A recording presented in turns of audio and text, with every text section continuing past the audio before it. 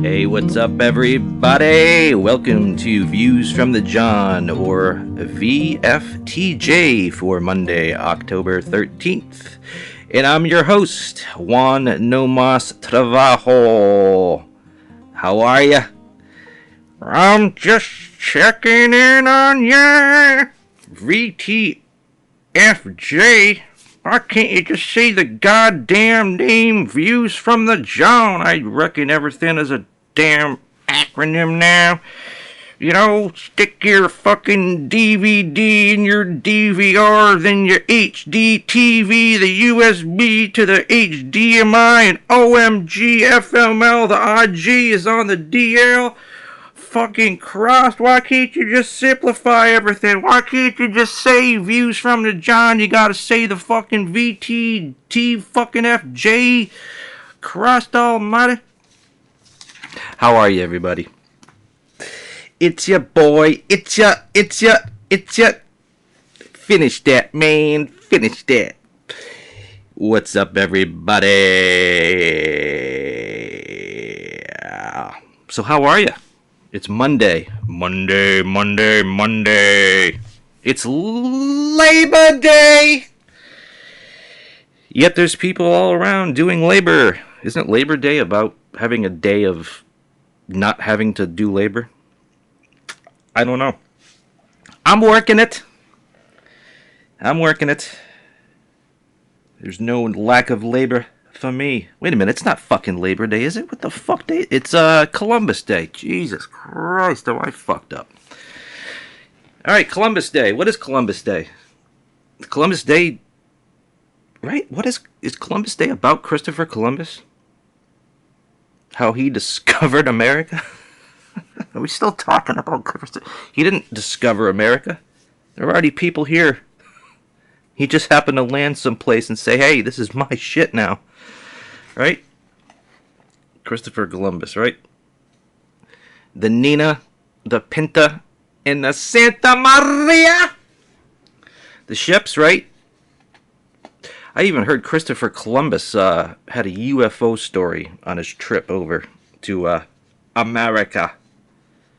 He saw some kind of a unidentified flying object. Who knows? Maybe he saw a shooting star or some bullshit, huh? But yeah, it's Monday. Are you working? Are you not? Are you driving in? Are you driving home? Are you at home beating your wife? What are you doing? Raking the leaves? Did you go see some leaves this weekend? Did you go look at the pretty dead leaves? The fucking leaf peepers? Did you go pick a zucchini?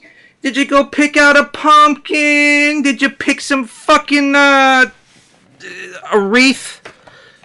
Some wreath made of fucking leaves or some shit? All that fall bullshit? Jesus Christ. I tell you, this area of western Massachusetts I live in. You ever seen that movie Blow? Remember that movie Blow? What was it, 2001? Johnny Depp, right? He comes from Massachusetts with his buddy Tuna, and they move out to Huntington Beach, California. They start selling three-finger lids, right? And as they're starting up the business, their buddy from back home in Massachusetts comes out to visit them in Huntington Beach. And they're like, yeah, man, Massachusetts, that 5-college area, Smith, UMass, Hampshire, Holyoke, all those nice little Ivy League schools out in Western Mass.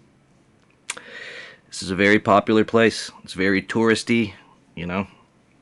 Very big city feel, but without the big city hassles.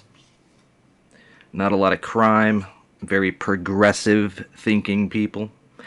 And a whole lot of tourists who like to get on my highways and go 40 miles an hour while they look at all the pretty leaves.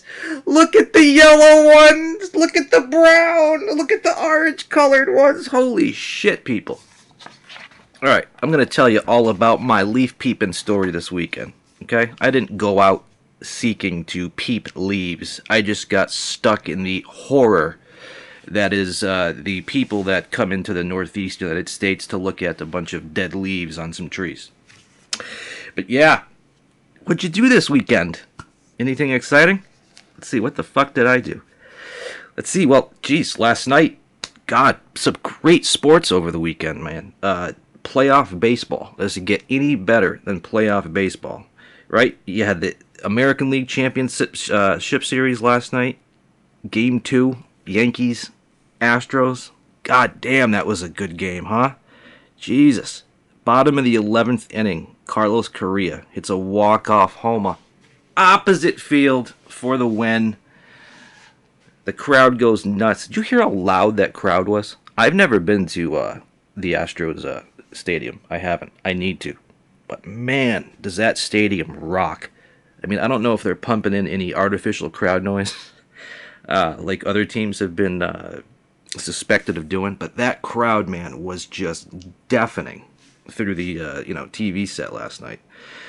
But yeah, man, I'm impressed, man. The Yankees took game 1, which was crucial. They won it 1-0, and that game 1 win in a best-of-7 series, oh, it's crucial. It really is.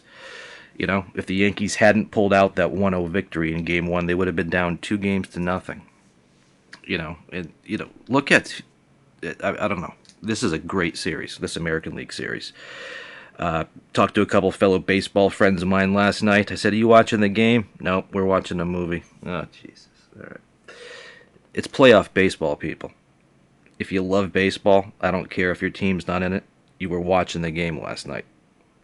But the wife wanted to watch the Real Housewives of fucking Miami. All right. Can't you watch the Real Housewives anytime? This is playoff baseball. It comes once a year. You got two of the best teams, the two best teams in the American League. Houston Astros and the New York Yankees. And this is coming from a Boston Red Sox fan, so easy. But yeah, I tell you, those Astro fans after the Yankees won that game, the first one, ooh, they were not happy. Now the Houstonians can hate the Yankees just like the Boston fans always did, huh? Yankees always crushing your hopes. I tell you, man, this is a good series. I don't know. I predicted this. I predicted that it would be the Yankees and the Astros in the ALCS back in April. I had high hopes for the Red Sox, but hey, whatever.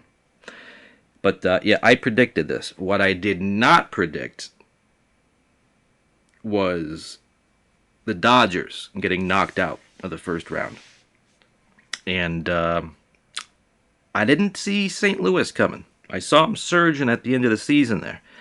But I did not anticipate the NLCS being, Washington. The Washington. I did not see the NLCS being Washington and St. Louis. I didn't. I thought it was going to be definitely the Dodgers. You know, I like the Brewers all year. But, man, I thought it would be the Dodgers. I thought it would be the Dodgers in Houston this year. And I'm telling you, the Nationals, the Washington Nationals, they have been on I don't follow them too closely. But I am a huge fantasy baseball player. I do love baseball, but, I don't know every team's inner workings. I'm not that nuts. But I did see that Washington has been surging and just running over people since, like, mid to late August. All throughout September, every day when I would check the box scores, I would see that they were just wiping people out. And towards the end of the year, I picked up anybody I could.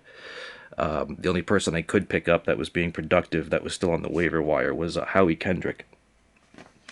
But yeah, man, the Nationals look unbeatable, and they've just been streaking.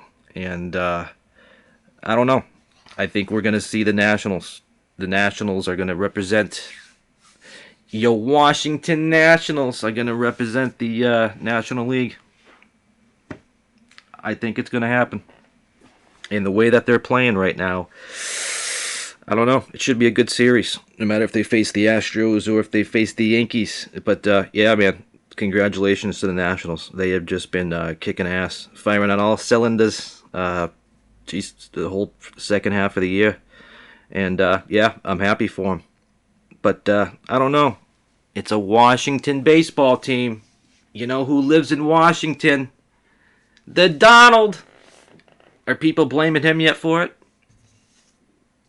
Any conspiracy theories out there that don't like the Nationals? Are they thinking they won because Trump had something to do with it, right?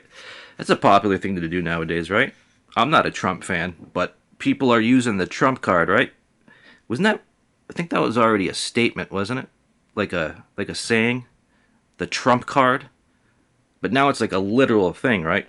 The Trump card, right? People play the Trump card, right? They play any card. Something doesn't go their way, they have to blame it on something, right? So they'll play the, you don't like me because I'm a woman, or you're excluding me because I'm homosexual. And then there's the people that think anything and everything that goes wrong in their life, it's Trump's fault. So I guarantee you there are people out there that probably think that the success of the Washington Nationals has got something to do with Trump's evil plan. I don't know. If you got a problem with Trump, go and purchase yourself a Trumpy bear. If you haven't seen it, you'll love it. I'm going to be talking about it a little bit later in the podcast, but there is an actual teddy bear that exists that you can buy for 2 easy payments of $19.95, and you get a teddy bear that looks like Donald Trump. And when you get scared or you need a safe place, he's got a convenient zipper in the back that you unzip, and an American flag blanket folds out of it. I was going to wait until later in the podcast to talk about this, but I was watching Comedy Central last night, right? Loved Comedy Central, except when I'm not a big fan of Viacom. Any YouTuber knows Viacom and knows that Viacom will copyright claim even a second of anything that they produce. Even a second. Even though you're not monetizing it or anything else. You're actually doing free advertising for Viacom. Viacom is the parent company that owns MTV, VH1, Comedy Central, etc. If you're a YouTuber and you've tried to use anything that was produced by Viacom, whether it's an MTV clip, a VH1 clip, a Comedy Central clip, even a couple seconds, literally, they must have a team of like 100 people that work for Viacom that literally do nothing but surf YouTube all day long. And the second they see even an instant of any of their work in anyone else's video, instant copyright claim. Now let me tell you the difference. About a month ago, I uploaded a clip that came right from Joe Rogan's show. Obviously, I don't produce Joe Rogan's show. I don't own Joe Rogan's show. I don't personally know Joe Rogan. But Joe Rogan's kind of YouTube company allows people to use his clips because he's a smart man. I can't monetize his clips, but if you use one of his clips, he'll get the money for it. He understands that by other people using clips from his podcast, it's just helping him, and it's making him money. Viacom doesn't get that. Viacom doesn't get that when I uploaded Adam Carolla's social justice warrior rant. It was a 1:30 long clip. Nobody else on YouTube had it. Comedy Central will never release that clip because they're too PC, even though they want to come off like they're non-PC. So everybody wanted to see it. If you hadn't seen it, I apologize. The video was copyrighted, claimed, FBI agents, rappelled down onto my house, took the hard drive. These people are nuts. So anyways, everyone wanted to see the clip. I thought it was a great clip. Adam Carolla just stood up and just said, hey, this whole social justice warrior thing in cancel culture, stop. Because they're coming after comedians. And I keep saying this. How can you cancel out comedy? It's comedy, people. It's funny. Even if somebody tells a joke that's a little bit sensitive to you, it's meant to make light of a situation. And just because somebody makes light of a situation doesn't mean they take it lightly. It's called having a sense of humor, being able to laugh at yourself. It basically, Adam Carolla just got pissed off, and he spoke for all comedians. He just got up and said, F you to PC culture We're not going to tone down our shit because you're sensitive to comedy. If you don't have a sense of humor, you can't take a joke, then don't watch our comedy. It's that simple. And I completely agree. I uploaded the clip. It was 1 minute and 30 seconds long. And in 48 hours, I had hit 20,000 views. 48 hours. I don't think if I was giving away free drugs, I could have gave away 20,000 different people in a matter of 48 hours. But that's how many hits it had.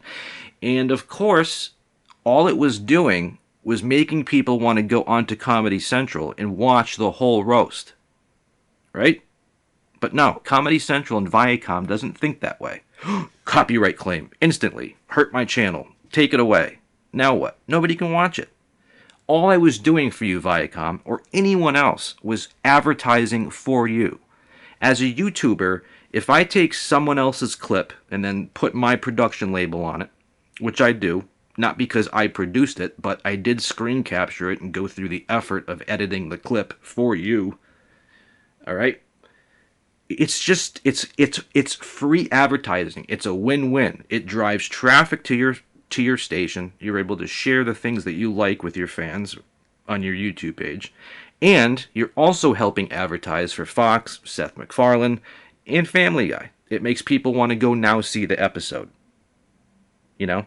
I don't think Family Guy or Fox is like that, because I see a ton of Family Guy stuff out there on everyone's channels, and they don't seem to get hit with any kind of copyright. So I don't know if that's Seth MacFarlane being cool, or Fox being cool, or, you know, Family Guy Incorporated being cool, but that's how you act. Just like Joe Rogan does. You know, take a piece of my podcast, take a piece of my video. I don't care, because all you're doing is helping spread the word about my show. And on top of that, that other person cannot monetize it so they make money. I can't monetize any of these podcast videos that go onto YouTube. Why? Because I talk about things that aren't supposed to be talked about, like politics and poop and the government. And I say the F word. Oh my God, the F word. Oh my God. It's a 4-letter word that just enrages people, doesn't it? Fuck. Oh my God. But I can say poop. That's a 4-letter word, you know? I love George Carlin's bit about that. If you've never seen it, George Carlin has a famous stand-up bit called The 7 Dirty Words. And he talks about how the hell did we as a society come up with that these 7 words are going to be, you know, dirty, and they're going to be terrible to say, but these other ones aren't, you know? Shit, a 4-letter word. Okay? What's another 4-letter word? God, I can't think of a 4-letter word. John, with an H, right?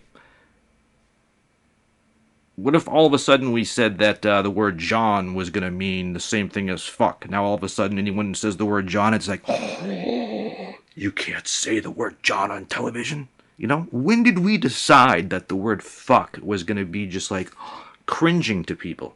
Because it is. You know? I use the F word pretty loose-lippedly, okay? I use it all the time. I don't even pay attention to how many times I say the F word. But I tend to clean up the language a lot, I guess, when I'm doing this podcast, which I shouldn't, but I also tend to clean it up around, you know, elderly people and, you know, parent figures and stuff like that, because, you know, people are sensitive to the F word, but I'll never get it. But anyways, I just got way off my topic here. But, yeah, anyways, I don't even know what I was talking about. And that's one of the reasons why you love me, right? Because I'm just a fucking maniac. So yeah, anyways, ALCS, NLCS, playoff baseball, October. It doesn't get any better. Football yesterday was fantastic. New England Patriots, my Patriots, 6-0, undefeated. San Francisco, 5-0, the only other undefeated team. They took out the Rams yesterday, embarrassingly. What is wrong with the Rams? Honestly. Is it just that San Francisco's defense was just that good? Is that the reason why Goff had 78 passing yards? Is that the reason why Cooper Kupp had 1 reception for like 8 yards? Look how they started off the game, right? Todd Gurley didn't play, right? So the next running back in line, Malcolm Brown, right? On the first drive, Malcolm Brown, I think, had like 5 carries for 40 yards. Okay? That's a pretty good thing. But then once they get down to the goal line, of course they couldn't give it to Malcolm Brown because I had him on my fantasy team, right? They gave it to, who was it? Brandon Cooks, somebody, a wide receiver, ran the ball in from the 3 yard line. Don't give it to the running back like everyone else does. Let's give it to the wide receiver. And that was the only points they scored. Pretty nuts how, the Rams, they were in the Super Bowl last year. They got embarrassed by the Patriots, right? And ever since, just something just has not been right. Is Sean McVay now being exposed? Was he not the brilliant youngin we thought he was? Or is it just Goff having a bad year? Is it San Francisco's defense is just unreal? I don't know, man. But I tell you, watching that LA game was difficult. I've never seen the Rams since they got Sean McVay, Todd Gurley, Goff, Cooks, Kupp, just that whole crew. I've never seen them look as anemic on offense as I saw yesterday. That was crazy. What else? The Chiefs, they lost another game at home despite Tyreek Hill's return with 2 touchdowns. The Texans looked good, bro. The Texans, I tell you, I think the Texans are going to be serious contenders in the AFC. I don't think the Texans can get past the Patriots. I don't think anybody can get past the Patriots. Patriots offense, just too good. Belichick, too good of a game planner. Our defense, epic. I don't see it. I think the Patriots will lose a couple games this year. I don't think they're going to go undefeated. I think it's going to be one of these crazy ones, like this coming Sunday, right? Next Sunday. What is it? The 19th? Next Sunday? The Patriots travel down to the Jets, where the Jets just beat the Cowboys. And even though the Patriots, embarrassed the Jets a handful of weeks ago, I think it's going to be one of those games where, like, the 1-4 Jets somehow are able to just beat the Patriots, even though the Patriots will probably be like 16-point favorites. I think they're going to lose a couple of those games. So I can see the Patriots dropping one that people wouldn't really expect, like against, Buffalo or against the Jets or somebody like that. But they do have some tough games coming up. They are going to be playing Kansas City at home. That's going to be a good game. But again, Kansas City, Mahomes, unbelievable. Tyreek Hill, unbelievable. Andy Reid, unbelievable. But the Patriots' offense is pretty good too. And our defense and the way that we're able to scheme and come together, I don't see it. Maybe the Patriots win, maybe the Chiefs win. But I'm telling you, when it comes to be playoff time, I think the Patriots' biggest obstacle when they comes to the playoffs is going to be themselves.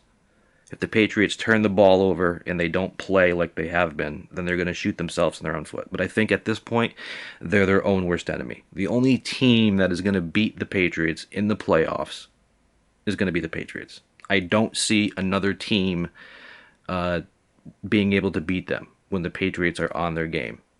Kansas City looks fantastic. San Francisco looks fantastic. I can't wait to see KC play the Patriots again this year. But yeah, San Francisco is looking just fantastic. And San Francisco's defense looks just about as good as the Patriots. I mean, statistic-wise, they're, right in the same ballpark with each other. So yeah. What else? So yeah, football. A lot of crazy stuff, right? Deshaun Watson, the quarterback of the Texans. Serious MVP talk. Carlos Hyde and Duke Johnson, the 2 running backs for the Texans. They combined for 3 touchdowns and 150 rushing yards, those 2. Stephon Diggs, my God, after the rumors of trade talk and how upset he was with the fact that he wasn't getting the ball, he had 3 touchdowns yesterday and 167 receiving yards against that Eagles secondary. Crazy, huh? And then, like I said, the Jets got their first win against the Cowboys. If you haven't seen Stephen A. Smith today gloating about it, check it out. Pretty hilarious. But like I said, the Jets beat the Cowboys at home. But let's see how they do this coming weekend when the Patriots come back into town. We'll see if they can have any kind of success now that Sam Darnold has gotten over his kissing disease, right? He had mono. I always thought mono was like a kid's thing, like a kissing disease, you know? You get it at the prom or some shit, you know? How the hell do you catch mono?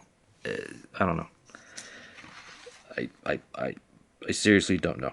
All right, and then Saturday night at the last minute, I got an invite. I didn't even have to drive. I got shipped out to Boston and got to see Marc Maron. Yes, Marc Maron. Remember him? He used to have his own show. This guy's funny as hell. I talked to one of my buddies, and that knew I went and saw Marc Maron. He's like, I absolutely hate that guy. And I'm just thinking to myself, why? You know him? You know, you saw 2 minutes of his show, you know, flipping the channels, and it just didn't agree with you, so you just absolutely fucking hate the guy? My God. I don't get that about people, but I know people like that. They see 2 seconds of something from a long time ago, and it's just, I hate that guy. I hate that show. Just, really? That's how you're going to judge it? You saw 2 seconds of something, and I hate that shit. All right, buddy. Keep going through life like that. You're going to miss out on a lot. But yeah, I saw him at the Shibboleth Theater in Boston, right there off Tremont, next to the Wang Theater at the Box Center. He was fucking hilarious. And it was a much-needed night for me. I didn't have to drive. I had a blast. He killed it. It was my first time seeing him. But yeah, great time. If you've never been to see Marc Maron, he's on tour right now. I highly suggest it. I didn't think... as much as I love stand-up and I follow comedy, I didn't know too much about Marc. Okay? I wasn't a super fan of Marc's either. But after sitting in that 1,500-seat theater for a night and listening to him talk, I got it. And now I'm a Marc Maron fan. All right? So yeah, that theater, man, absolutely gorgeous if you've never been. You know, Sherbert Theater. It's right there off of Tremont, right across from the Wang Theater at the Box Center. Great place to go see a show. Was not hard to get to. And I really want to give a shout out to my friend Zach for, you know, picking me up and taking me into Boston to go see some comedy. I love you, brother. I had a frustrating day Saturday that I'm about to get into. And, you know, me being driven to Boston for a change to go see some comedy. That was awesome. That was exactly what I needed. I had a great time. Drank a little bit too much. Did absolutely nothing yesterday on Sunday but just lay around, sleep, and watch baseball and football. And let me tell you something. It was fantastic. I'm telling you, it is. I know people, they're married, they got kids, and I think about that stuff too, and I thought I would have been married 15, 20 years ago with kids and the wife and all that, but then when I hear other people and how their lives are just restricted to just the things that they can do because of the wife or the husband and the kids and all the other shit that goes on. You know, I kind of like being a bachelor right now, okay?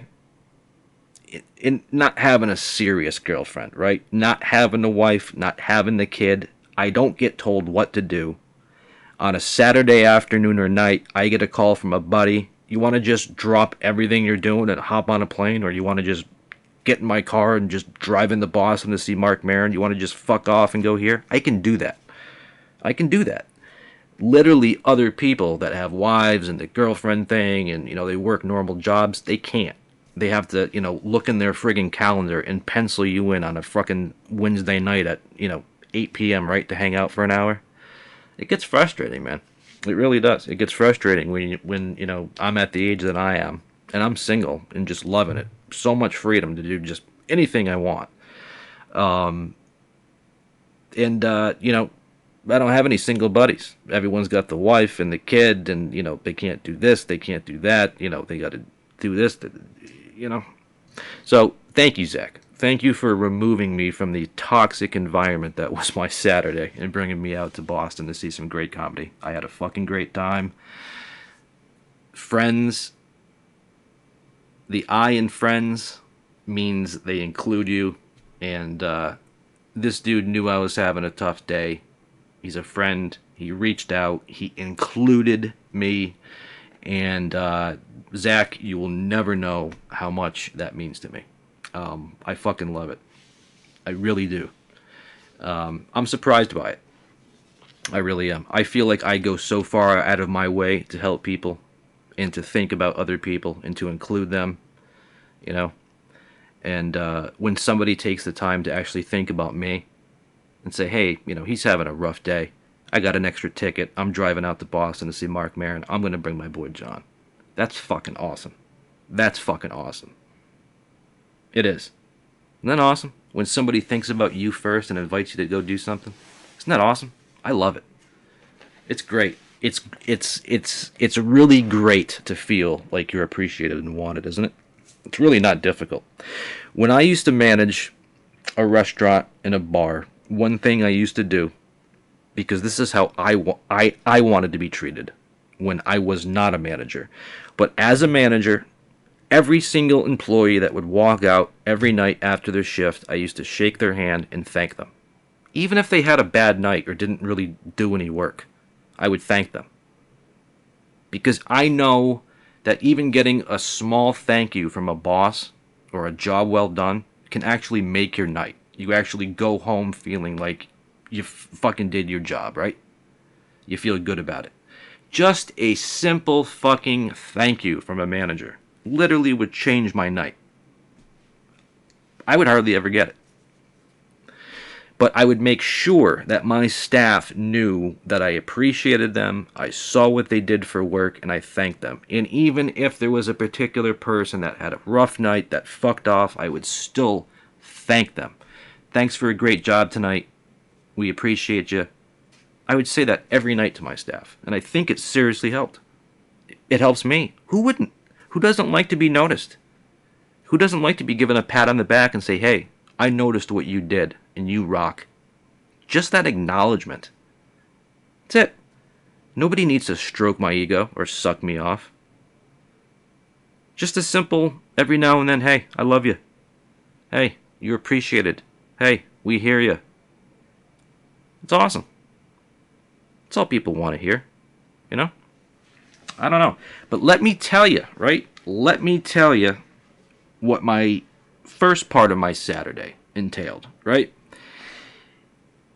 It started off with me getting pretty fired up about something that's been building up inside of me. And it didn't make me sad. It just made me be like, F you, buddy. Okay? And this buddy might even be listening right now. Or actually, maybe he's not. He's not a buddy. Okay? He's a artist that thinks he's God's gift to music. And he's really not all that popular or famous. Does not have a recording contract, does not have a record deal, or any of this stuff. But he likes to think he's God's gift. And, you know, I can almost see it, because literally the, 10 people that follow him around New England from show to show, they just suck his ego off constantly. They just sucking that ego. Just sucking that ego off, you know? I've even explained it. It's kind of like Antonio Brown. Anyone that knows football knows Antonio Brown, first ballot Hall of Fame receiver, but he's not on a single NFL team right now. He's lost $60 million in contracts this year, all because the guy doesn't know how to act on social media. He has no filter. The guy's been accused of raping 2 women, which he claims are false. But even if you take away the rape allegations from the guy, he goes on social media and says literally the craziest shit that gets him in trouble. No filter. And I swear to God, this guy must not have a single friend that's in his crew that can just look him in the eye and say, bro, you're nuts. You gotta fucking lay off social media. He just has people just all around him all day and all night just slurping off that fucking ego saying, you're perfect, you're great, you're perfect, you're great, you're perfect, you're great, you rock, you're God. Do you think it's a good idea if I go on social media and I say fuck you to all the white people and call them crackers? And their friends are like, yeah, buddy. Yeah, that's a great idea. Do you think I should show up to Raiders training camp in a hot air balloon? Yeah, buddy. Great idea. You go for it. You know, he doesn't have that friend that's just like, bro, that's fucking ridiculous. And you're going to look like a cock, you know? This kid is the same way. Okay? He comes from a very humble place, very humble beginnings, but since he's been in America, he's just been getting his ego sucked off by the same 10 people. And this guy made some promises to me and some other people, and then all of a sudden, without any communication, any reason, just kind of took them away. And anybody who knows me knows that I cannot stand fake fucking people. I cannot stand egotistical people, even if you have a reason to be egotistical. Don't have it. It's the killer of careers. It's the killer of fucking friendships. I had a great friendship with this guy. We were literally going to become the next, great writing team. Like Lane Staley, right, and Jerry Cantrell. You know? But no. Nope. He decides, I've been doing things alone. Things are starting to get better. So I'm just going to, keep all the sunshine for myself. So I'm sorry that I, told you that we were going to start writing together. And I saw the vision. I said, fuck, dude. I start writing with this guy, with the voice that he's got. And this is going to be it. With the contacts we have now, at the level of professional musician I'm at, with the contacts that I have, with the simple structure formula I have for being able to write a catchy tune with a great singer, I said, this is fucking perfect. We write alike. We come from the same kind of background. This is going to be fucking perfect. And without even giving it a chance, the guy just says, basically, fuck you. I didn't even do anything. So my point is that, don't promise people shit. Don't get people fucking excited. Don't be an Indian giver, okay? Like, imagine you're a kid, right? And it's 2 weeks away from Christmas. And all this kid wants, right, is a new fucking iPad. And you tell him, I'm getting you that goddamn iPad. Santa Claus is giving you that iPad. And the kid is just fucking ecstatic. And then Christmas morning comes around and there's no iPad. And the kid's like, what? And literally, nobody gives him an explanation. Santa Claus doesn't give him an explanation. Parents don't give him an explanation. They just said, yeah, we promised you the fucking iPad. We got you all excited. Nah, I'm just going to take it away. For no reason. Just take it away. Dude, come on. I don't allow myself to get excited about any promises in the music or any entertainment industry. If I had $1 for every time somebody from the business told me that we were going to get signed and that we were going to have $1 billion and we were going to have a fucking, quadruple decker friggin' tour bus, and we were gonna go on tour with fucking Slayer or Alanis Morissette or any of that shit, I was just like, whatever, I'll believe it when I see it, because there are so many promises and so much bullshit that gets talked in this business, whether you're an actor, talk show host, musician, athlete, doesn't matter. There are so many promises that we're going to get you this, we're going to give you this, you're going to be great, you're going to be huge, we're going to give you money, there's going to be contracts and tours, you're going to end up being the next fucking Foo Fighters, blah, blah, blah. I've heard it 1 billion times, and I don't get excited, especially at my age, okay? But I allowed myself, and this is my own fault, I allowed myself to believe that this guy was serious. Because he extended his hand and said, dude, I'm starting a full band. I'm no longer a solo dude. You're my fucking guitar player. You want to write this album with me? And I'm just like, fuck yeah, dude. Why? Not because of the small, tiny bit of Z level celebrityness he has just in this one area of the country, okay? The guy's got like 100 Spotify streams a month. He does not have a recording contract, okay? Your ego does not need to be as big as it is, okay? He's not famous. He's not fucking popular. And even people around here that know music haven't heard of him, okay? And if you're listening, fuck you, okay? So the story goes that, this guy literally walks around thinking he's fucking Chris Cornell. Even though he comes from an extremely humble place. But he's now been in America for like 13 years, and he's just drinking the American Kool-Aid. Just sucking down that American dream. And everybody around him, even when he treats people like shit, he says jump, and they say, how fucking high do you want me to jump? Why? Because the guy can sing, he's not a good songwriter, and he's not a good guitar player. But he is a great singer. I'm a good songwriter and a good guitar player, but I can't fucking sing. I can't. I can harmonize and do background vocals, but I can't sing. If I had a fucking incredible voice, I think I'd be doing alright, but I don't. As a musician, I don't care if you're a bass player, if you're a drummer, if you play the saxophone, the skin flute, doesn't matter. You need to find yourself a good frontman or a front woman. And believe me, there's more to it than even their voice. Okay? How many 500-pound men or women do you see the front person of a band? You don't think there's 3, 4... you don't think there's overweight people that can sing? But you never see them as the front person of a group, do you? I wonder why that is. It's the same reason, people, that when you see any kind of an advertisement, it's a thin, skinny supermodel, right? The record business wants the thin, skinny, 21-year-old supermodel with the great voice. They don't want the 40-year-old man that just looks normal, okay, with the great voice. So that plays into it, too. So literally, you could be fucking Stevie Ray Vaughan. You could be Jimi Hendrix or Jimmy Page on the fucking guitar. And if you're playing with musicians that aren't great, or if you have a singer that doesn't look the part, act the part, or can sing to a T, you ain't gonna make it.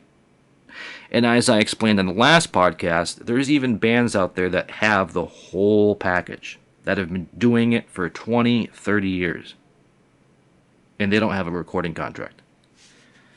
So it's this hypothetical lottery win that you have to hit to actually make it, quote unquote, make it in the music business. If you want to reach the level of stardom that, Tool has, or Alice in Chains, Foo Fighters, it takes fucking years, it takes mad skills, and it takes luck, and it takes putting your ego to the side.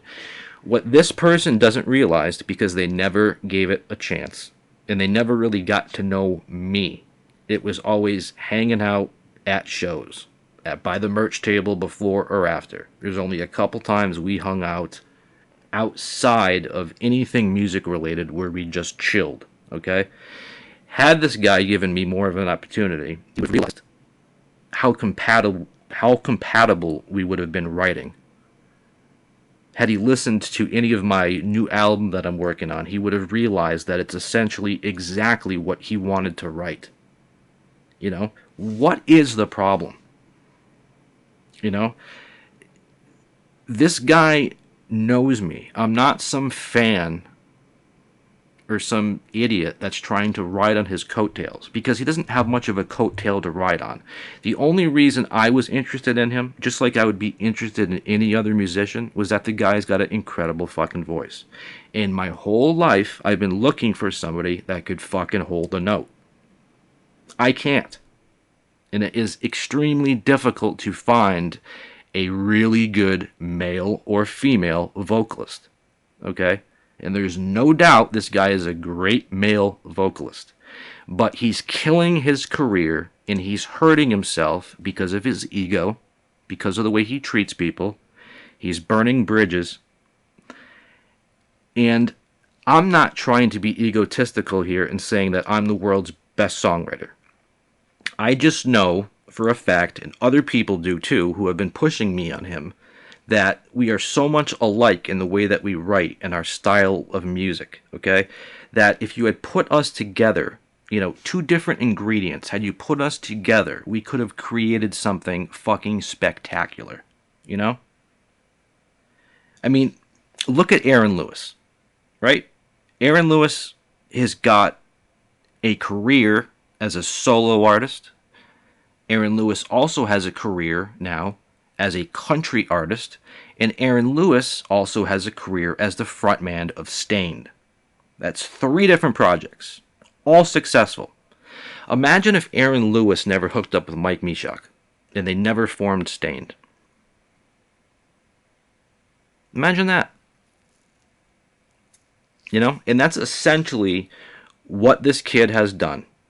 He's been told by numerous people over the years that I was the guitarist to hook up with to write. He offered me the job. We jammed once. It went great. And then out of the clear fucking blue, he screws over his drummer and my buddy. And then he starts fucking with me. And I don't let people fuck with me. I don't let, I don't know. Maybe I'm just fucking crazy. I have a higher standard of friendship, and I don't let people walk on me. I don't. Because I don't give a fuck how famous or how popular or how much money you have. You're no better than me, and you're no better than anybody else, okay? You're not. We are all equal people. Just because this dude has got $1 billion in the bank and you don't, it doesn't mean that you're horrible, okay? Just because you are a great drummer and you don't happen to be drumming for any famous bands, it doesn't mean that, Taylor Hawkins is any better than you are, or that you couldn't be in the Foo Fighters. It's just Taylor Hawkins hit that fucking lottery. He started off drumming for Alanis Morissette on her Jagged Little Pill album. And then he got the offer from, Dave Grohl to come drum for the Foo Fighters. I mean, that is a lottery ticket, getting a call to come play for the Foo Fighters from Dave Grohl and Nirvana. That is a lottery ticket that you can't play. You can't. You have to have the skill, but you also have to have a lot of luck. I've been waiting 26 years to come across a actual singer, a male singer, who could really sing. I found that person. I believe this person's also been looking for somebody to team up with that can just expand his whole universe. You know what I'm saying? There's power in numbers, people. I understand this guy's been a solo artist for a while, but he's been doing it for 13 years, and he's really not any farther than he was 13 years ago. Okay? What he needs to do is start a whole band and play some 90s rock. Just like I'm doing right now. So I'm literally recording a rock album right now that's in the vein of early to mid 90s Alice in Chains and Tool and all that stuff with a very cool modern edge on it. I'm writing and recording that now in my home studio. That is exactly the same album that he was going to be writing. So wouldn't it just make sense that we would just team up as a band? I'm not looking for anything from this guy. If this guy just came to America from the Philippines or wherever, and he had no Z-list celebrity status around here, nobody knew him, I would still be just as interested in him. Why? Because he can sing. And I'm a guitar player who thinks that he can write catchy hit songs. I've just never had that right vocalist. I found that right vocalist. But because this vocalist has his head up his ass, he's just never going to see it. It's fucking crazy. And the stupidest thing too is the dude offered me the fucking job, extended his hand, we shook on it. Then 2 weeks goes by, and evidently the dude didn't even tell me. He had to tell his drummer, who then went and told me that, yeah, he's not doing the project anymore. Why? I don't know. You fucking moron. And then this weekend comes, right? This weekend comes up. There was a big show here locally on Saturday. Just literally 5 minutes from where I live right now. Okay? Big outdoor show. 1,000 people, maybe 2,000 people. Bands from all over the place, right? Huge outdoor show. And big show. I would have loved to win. I would have loved to have been backstage with those guys. I would have loved to have played, especially considering the fact that I was told I was going to play that show and I had been practicing all of his songs, all the cover songs that those guys do, and I was fully ready to go. You know, when Saturday rolled around, I wasn't even fucking invited by those two. When for the previous month I was with them at every show, every event, and nothing's changed. Nothing has changed. But just all of a sudden I'm no longer included. That's a fucked up move, man. I mean, I'm not trying to be a kid here, like somebody took my toy away and I'm going to go complain to mom, but still, as an adult, who the fuck does that? You know? I include my friends. Fucking A. If I was playing a show in a month that was going to have 1,000 people on it, I would make sure that, like, all my friends were going to be there with me. If there was any musicians that I know that have never experienced what it's like to be backstage at a big festival, I would fucking invite them and shit. These fucking two kids knew that about me. We were a band, or a project as they call it, up until a few days ago, and then now just nothing. And I don't get the fucking invite. This guy keeps screwing over his drummer, doesn't pay him, cancels him at the last second off of big shows, makes him feel fucking embarrassed. He does it constantly to him, but my friend puts up with it because he's a very non-confrontational guy. He's never had the balls to say to this musician that we know, dude, fuck you. You know, you tell me I'm going to play this huge show, I planned for it, pay for a hotel room, and then you fucking cancel it. Now I'm stuck still having to go. You don't even pay me for the show. It's like, holy shit. And it's like nobody has ever come out, ever, and told this guy that he's an asshole. Or that what he does to people affects people. You know? When you're a musician, and you've been just busting your balls to make it for 26 years, and then somebody with an incredible voice, that last missing puzzle piece for me, comes along, offers me a job, and I'm like, fuck, we're going to write the next best album. I finally have a fucking singer after 26 years. And then for no reason, without even experimenting or testing the waters yet, and just writing a song together, he just pieces out. And the reason why I think he pieced out is because he thinks he's going to get signed soon, and he literally wants all of it for himself. He doesn't want to have to share writing credit or publishing credit with anybody else. When he goes on tour and he makes it, he wants it to be the show, you know? Not the Foo Fighters. He wants it to be, you know, imagine if Dave Grohl did that, you know? Instead of calling the band the Foo Fighters, they called it Dave Grohl and these four other fucks, right? No. Dave Grohl understood that as great as of a writer and singer that Dave Grohl is, by hooking up with other musicians, it would completely expand his repertoire. It would make him better. They would make it and he would make it. This kid doesn't get that. He thinks he's going to get signed as a solo act with his slow, acoustic, sleepy songs. And maybe he will. But he's never going to get any further than he's at now until he drops the fucking ego trip. He stops burning bridges and making it seem like he's God's gift to fucking music. And he takes his head out of his ass. Because he just had a perfect opportunity to write and record an album that wouldn't have cost him a dime with a musician that's proved himself after 26 years. You know what I'm saying? And I'm not saying I'm the world's best songwriter or the best musician. But you don't Indian give, okay? And I'm sorry. Is the word Indian give fucking offensive now? You know, Indian?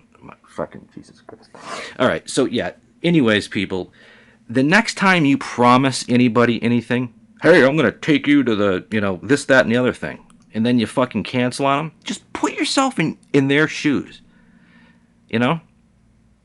As a musician, I have been waiting for that break for 26 years. And this kid came along, he handed it to me, and then he fucking ripped it away. And why did he rip it away? For no reason. Literally no other reason than the fact that this kid realized that he wants all the glory for himself. He doesn't want to be in a band with 3 or 4 or 5 other musicians that'll help enhance him, his music. He wants to be up there in the spotlight by himself, getting 100% of the attention. And to me, people, this is where karma comes into play. This kid has been Indian giving and treating other people like shit for fucking years.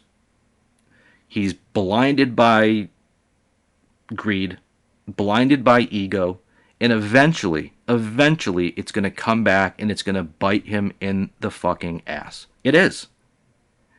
And I can't wait. I'm not going to get revenge. I'm not going to get even. Even though I could very easily fuck that guy's life up. But I'm not.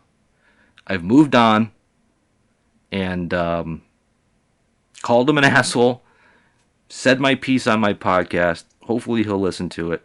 And that's just the end of the fucking story. There's really, nothing more to say about it, I absolutely believe that karma will catch up with that man. And the only disappointing side of that is I think he's so thick that when the karma does strike, I don't know if he'll be able to trace it back and put the blame on himself. Like, fuck, I just lost my music career because I was such a dickhead to so many people over the years. But I'm telling you, he doesn't realize it because nobody has the balls to say it to him. But he has accumulated a lot of haters in his wake that he has fucked over with these false promises. And I'm sorry. I cannot help but believe and think in karma. And that one day, that he'll pay for that shit. He really will. And I seriously hope he F's up his career. I cannot stand when somebody uses their little bit of fame or power or their ego to fuck with other people.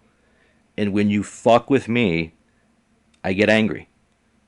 And why do I get so angry? Because I go out of my way to not fuck with other people. I really do. And when I don't get that level of same respect, that's just what I view as commonplace, I get pissed off. If he had never offered me the job, no problem. Or if he had called me up and explained, hey, I'm sorry I offered you the job as my other guitar player, but I'm going to put the project on hold for now, then I would have been like, okay, I can get that. But the dude just literally gives somebody a gigantic gift that they've been waiting for 26 years, and then 2 weeks later just pulls the rug out from under you without any fucking explanation. So imagine that. Imagine that your dream, I don't know what your dream is. What is your dream? If you could do anything fucking right now, what would it be? If you could just do anything or be anywhere, okay? Let's say you're driving down the road right now and all you've ever wanted to do, the number one thing on your bucket list was you wanted to go to Bora Bora in Tahiti, right? You wanted to stay on one of those awesome little huts over the fucking water you've seen on TV, right? Amazing, right? Let's say somebody calls you up and says, hey, bro, I'm going to fucking Bora Bora, Tahiti for 2 weeks, and you're my +1. And you're like, holy fuck. I never thought this would happen. I've waited my entire life for this. I'm going to fucking Bora Bora. And you tell everybody. You get excited. You tell your fucking family, your friends, you tell your dying mother. She's so fucking proud of you that your dream's finally coming true. And then 2 weeks later, right before the flight's supposed to leave to Bora Bora, that guy just completely ghosts you. Completely ghosts you. He tells some other buddy of yours that he's just, you're not going to Bora Bora anymore. You're not given a reason. He doesn't have the balls to tell you. Just your dream was just ripped from you after it was just handed to you. That is exactly what this fucking kid did to me. And it is fucking disheartening. It is disheartening. And I really see myself as being a good person. I really do. And I know I don't come across as being the best person all the time. Sometimes the things I say and the things I do can be interpreted as being, something other than what they were intended for. But I always come with the best intentions. If I try to make people laugh and they don't or they get insulted, that was not my intent. My intent wasn't to make you angry or to insult you. It was to make you laugh. Anything I do, if it's taken out of context, that's not how I meant it. I never mean to hurt people. I truly don't. I really, truly care about other people more than I care about myself. So when I'm disrespected and I'm hurt by somebody, it fucks me. It really fucks with me, and it pisses me off to the point where, honest to God, I could have literally went and ripped this guy's arms and legs off and beat him to death with it, and it would be worth going to jail for. You don't fuck with somebody who's going through the different shit that I'm going through in my life. Hand me my dream after 26 years of finally working with somebody who can sing and carry a note, and then you rip it away. And not even have the balls to tell me why or in your own words. Seriously. People have committed suicide over that shit. And this is something the kid doesn't even realize. The kid doesn't even realize the turmoil he causes in people's lives. When you're in this business, and let's say you're an actor, and you told that you're now co-starring in a new Michael Bay film or some shit. And the star is Tom Cruise, and then before filming starts, you fucking lose the gig. You know how fucking disheartening that is. To work for something for 26 years. 26 years. And this isn't 26 years of me playing the guitar in my basement. This is 26 years of traveling the country, driving 12 hours between shows for $20 with 12 other people stuffed in the back of a fucking U-Haul. That's the eating dick phase that most people go through. And, I would compare it to, let's say you play the lottery tonight and you figure out that you won $20 million, right? That's your particular dream. $20 million would be great, but it's not my dream. I would give up $20 million for other things right now. But let's say you hit it. And then you're walking down to the lottery office, and the guy that sold you the ticket from the mart down the street, he just comes by on a bike and just takes it from you. And it just disappears. You're never able to find him again. That's literally what this dude did. And the dude is so fucked up and so egotistical and has his head so far up his ass, he doesn't even realize the carnage that he's leaving in his wake by just being a dickhead. And again, he doesn't have anybody in his life that has the balls to just be like, listen, dude, you suck. Nobody has the balls. And that's because I think everybody around him wants something from him. His wife won't say it. His kid's too young to say it. And anybody that hangs out with him has some kind of a vested interest in maybe using him at some point. I don't know why. They just like to be around somebody that's got a little bit of fame in one state. I don't give a shit about that. The reason I was excited, like I keep saying, is because for the first time in 26 years of being a musician, I actually had a singer that could truly sing. And I was like, finally, I have thousands of songs ready to go. Him and I get together, we can bang out an album, and it's going to be fucking huge. I know it would. My drummer friend that hooked me up with this guy knew it. He's been talking to him about me for fucking 3 years. And finally the dude was like, yeah, man, you're my guy. Let's start this fucking project. And then, like I said, 2-3 weeks later, nothing. All of it gone. And I don't know why. Neither does my buddy who plays with him. But my buddy's very non-confrontational. He doesn't want to blow what he has with this guy, even though this guy continually fucks with him and just fucked over his best friend. And that's the other problem I have, is now I have a problem with my friend that drums for this guy. I have a problem with the musician, because of how he fucks this great kid over repeatedly, but the kid just is so non-confrontational he won't stick up for himself.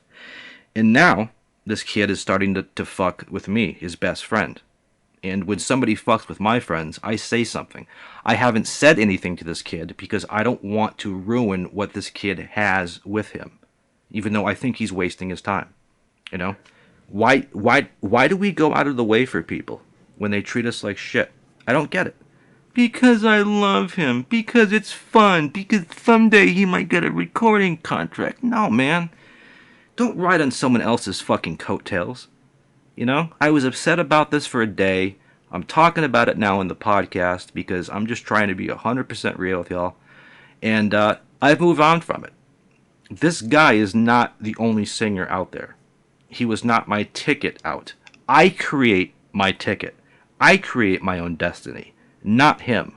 I wasn't trying to ride on his shoulders or ride on his coattails or anything. I wanted to join up as one unit. Not join his little fucking whatever it is. I wanted to join up as a singular unit and write together to create something that's never existed that I feel like the music industry is clamoring for. And everyone's been telling this guy the same vision, and for some fucking reason, the only of which I can explain is that the guy just wants all the glory, if he gets any, to himself. Literally. He doesn't want to have anyone else write. He wants to be in 110% complete control over everything, and he wants everything done for him, and people do it for him. So the guy literally just fucks around all day. People just are constantly just doing shit for it's nuts. It's really nuts. And this shit is always going on. And it's going to continue to go on until anybody does something about it. And I'm sorry that it has to be me. But anyways, this guy is not my ticket to stardom and fame. Okay, he was just a fellow musician, a puzzle piece that I've been looking for a while and happened to find. You know, there's other great singers around here, but you know, just like there are some great women out here, or if you're homosexual, there's some great men out here. You know, I don't know what you like. However, the good ones are usually taken, right? And that's just the case here. You know, great singers are few and far between. And to find one that doesn't happen to already be in a band is very difficult. And that's why for the last 26 years, I've never worked with a real great singer.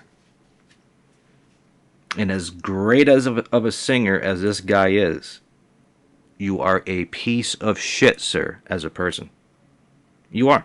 You are a piece of shit. All right, let's move on. So that's what happened early morning to me Saturday. Is, you know, this shit finally came crashing down on me, and I'm like, what fucking pricks?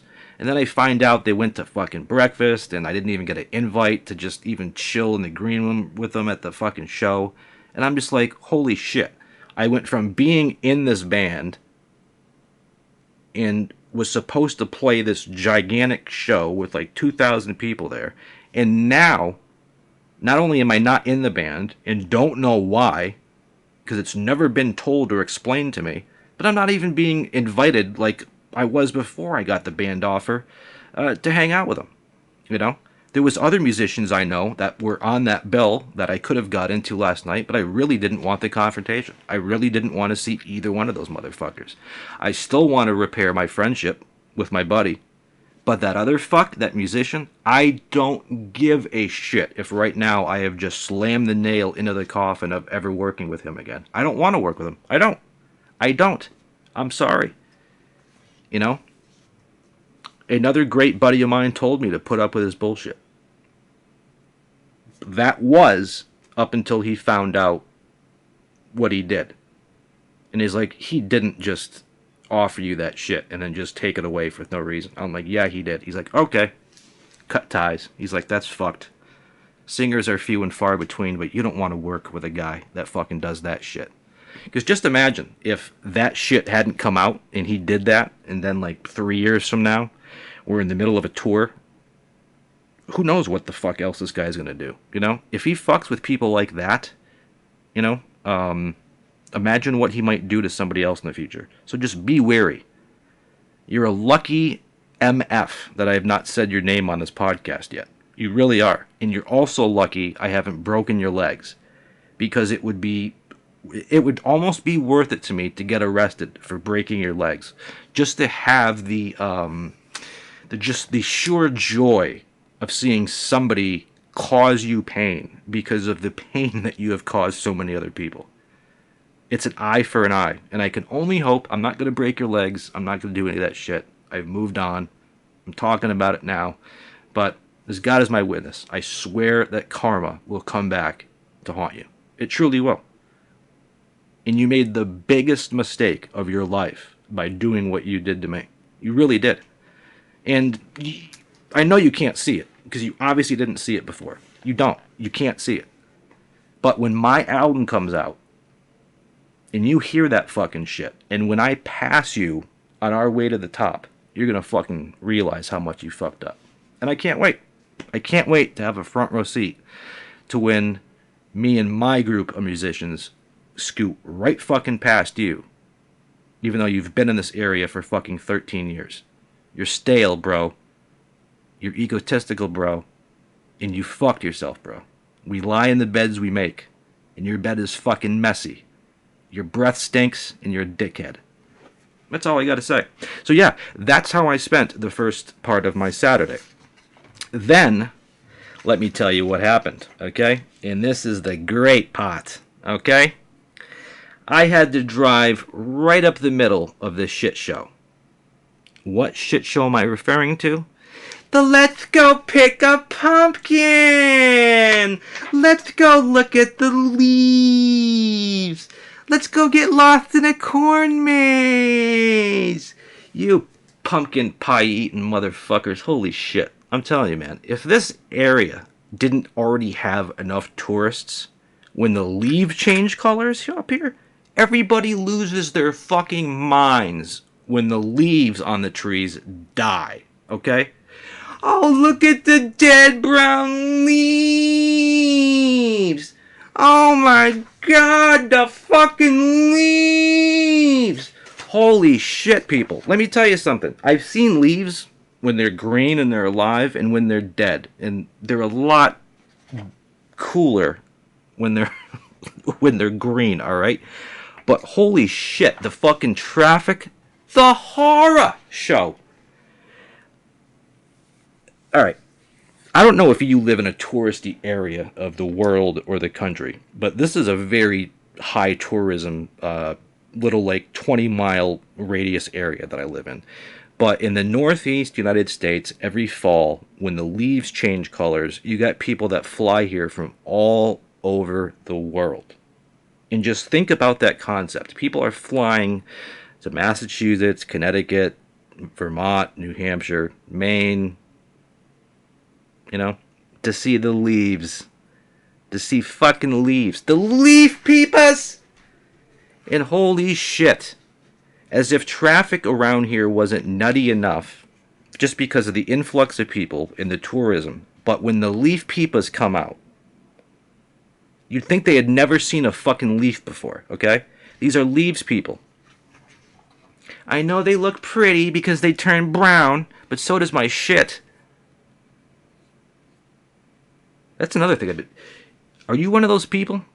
Some people, I feel like they actually wipe after taking a shit and they don't look at what they created. Me, I stand up and I look at, I marvel at what I just dropped off, you know? That's brown. The leaves are brown. But is everybody marveling at the wonderful different shades of color their shit like they are at the leaves? I mean, honest to God, people, you're looking at dead things. The leaves have turned brown and orange and gold because they're dead, and they're going to eventually just fall to the ground, and then we have to rake them up, right? That's what you're looking at. So you're literally driving 30 miles an hour on a 70-mile highway, looking out the windows at a bunch of dead things on trees, causing accidents left and right, and causing me to fucking flip my mind. So yeah, as nutty as traffic always is around here, when the leaf peepers come out, it's nuts. You're looking at leaves, people. You ever seen a screensaver or something that shows pictures of leaves? It's cool. It's great.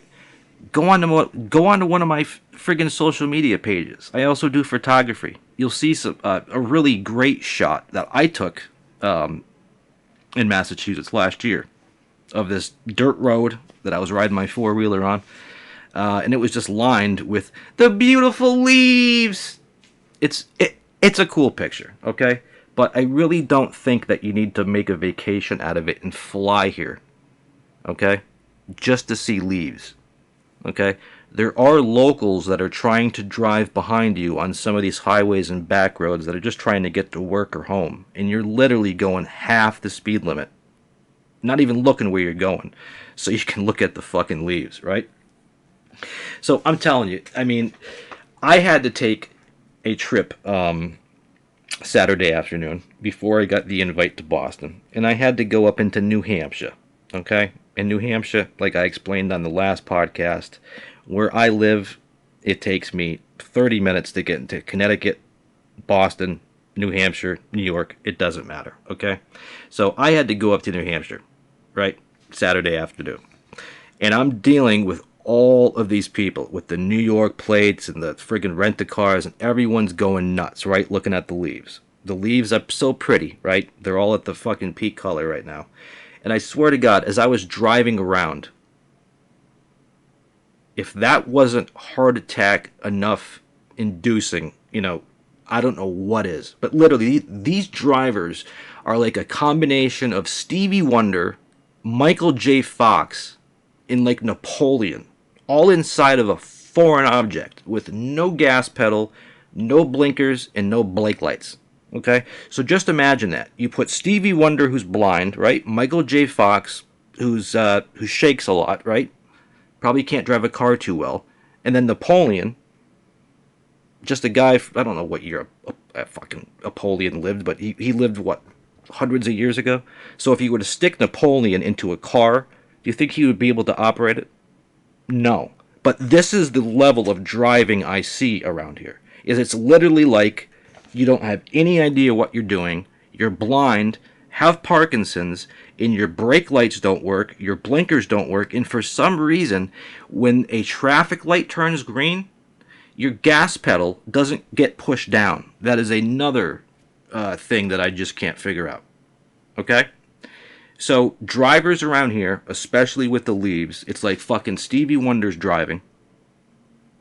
And Michael J. Fox is holding the steering wheel, so you're going back and forth in between the fucking lanes, almost running people off the road. You're driving half the speed limit, You brake quickly, you accelerate slowly, you turn without using your fucking signals. You're driving like you have no fucking clue how to operate a car or what you're doing. And these are the people that cause accidents, right? It's not me in the left lane doing 75. It's you in the right lane going 50 in a 65 zone, not watching what the fuck you're doing. Those are the people that cause the accidents, okay? But I mean, what is this fascination with leaves, people? They're dead. They're brown. They're just holding onto that branch for dear life, and everyone's just driving around fixated on them. I mean, people seriously, they flock here from around the world to see dead fucking leaves. And I'm like, just believe me, sweetheart, alright? They're better looking alive. Trust me, I fucking live here, okay? I mean, for Christ's sakes, people. I mean, every year these people fuck me up, there's some fall shit I like. I mean, I love Halloween. Halloween's always been my favorite holiday. I love it. I love Halloween. Why do I love Halloween? Because I just like everything that's tied into it. I love the scary movies. I like the cool, crisp air of the Northeast. Like right now it's like 65 degrees outside, no humidity, but tonight it'll get down to like 40, which is like good sweatshirt, light jacket weather. It's not fucking freezing or snowing yet. You know what I'm saying? It's like perfect. It's like San Diego winter weather here right now. It's perfect. So yeah, you got crisp, cool fall air, football season's underway. It's playoff baseball. You got Halloween themed stuff all around, which I love. I love scary movies and all that shit. And all the stuff that goes into it. But the fucking leaves! Let's go pick a fucking zucchini! Let's carve a fucking pumpkin! Holy fuck, man. I mean, honest to God. Let's go pick some asparagus! Oh. You know? Anybody do any of that shit this weekend? Did your kids or your wife or your husband, did they drag you to see some leaves? Pick up a fucking pumpkin? Buy like 10 stalks of dead corn to, wrap around your, your mailbox to make your house look more homey and fall-like? Shit, fuck it. I don't know. I don't get it. I guess there's a lot of things I don't get. Like women, right? Isn't that a joke? That was a line from someone here. Yeah, there's a lot of shit your ass don't get. Like good grades and women. I can't remember what movie that comes from. But yeah, man. I love the fall. I really do. And then November comes and, the football and Thanksgiving. And then you got Christmas distractions and then the New Year's. And then from there, it is just all suck. The suck that is the New England winter. Because I tell you, I fucking hate the cold. I hate the snow. Alright, okay. I'll pump the brakes. I used to love the snow. I did. As a kid, I loved the snow. I loved it. The more snow we got, the better, right? Snow days, when you were in school, were the best. Especially as a senior, because every snow day you got, you didn't have to make it up at the end of the year. So you weren't in school till like August, right? Because that's what happens. Some school years run till like the end of June now? Or like mid to late June? And then if you had like 15 snow days, now you're like almost going to school until like July 4th, and then you have to go back around Labor Day. That sucks. You hardly get a summer. The best part of going to school and being a kid was your fucking summer vacations, right? But yeah, as a senior, right? Every snow day we got, we didn't have to make that shit up. Because come June 4th, we were graduating. It didn't matter how many snow days. So we loved it. Snow days were fucking great. I tell you, they were great. It was just a free day off from school. I'd fuck off to my girlfriend's house. We'd have sex all day. It was fantastic, right? But yeah, I used to love the snow. I really did. I used to ski. I used to love to drive in it. It was great. However, like everything else, people ruin it. People have ruined the snow for me. Okay? And again, this is all about me, But yeah, like everything else that, we love, people tend to ruin it. And people have ruined my love of the snow. And how have they ruined it? Driving. Driving for me in the snow, it's cake. It really isn't. I've been driving in the snow since before I even had my license. I've never had snow tires on my car. I've always owned front-wheel drive cars with just regular all-season tires on them. And I have driven through some of the deepest snow, long ways, and never had a fucking problem. But you'll literally see people around here that have all-wheel drive, like Subaru Outbacks. Now let me tell you something. I don't care if you live on a gigantic hill or have an hour commute and you live in the snowiest part of the Northeast United States. If you have an all-wheel drive Subaru with just regular, standard, all-weather tires on them, you can go fucking anywhere. Okay? I'm not saying you can go off-road into 10 feet of fucking snow, but as far as driving goes, up your driveway, down the road, if you have an all-wheel drive vehicle, okay, or a four-wheel drive, even if it has all-season tires on it, you're not getting stuck. And if you do, you just suck at driving. That's it. I've had front-wheel drive cars my whole life with all-season tires, sometimes just summer tires, and I've never had a problem. But you have people in this area that are literally afraid and nervous to drive in the snow, yet they still go out and they do it, which is another problem, because they're the ones that cause the accidents. Or it's the guy that, thinks just because they're in an SUV that has all-wheel drive that they can go down the highway, a snow-packed highway at 90. That's not going to work either.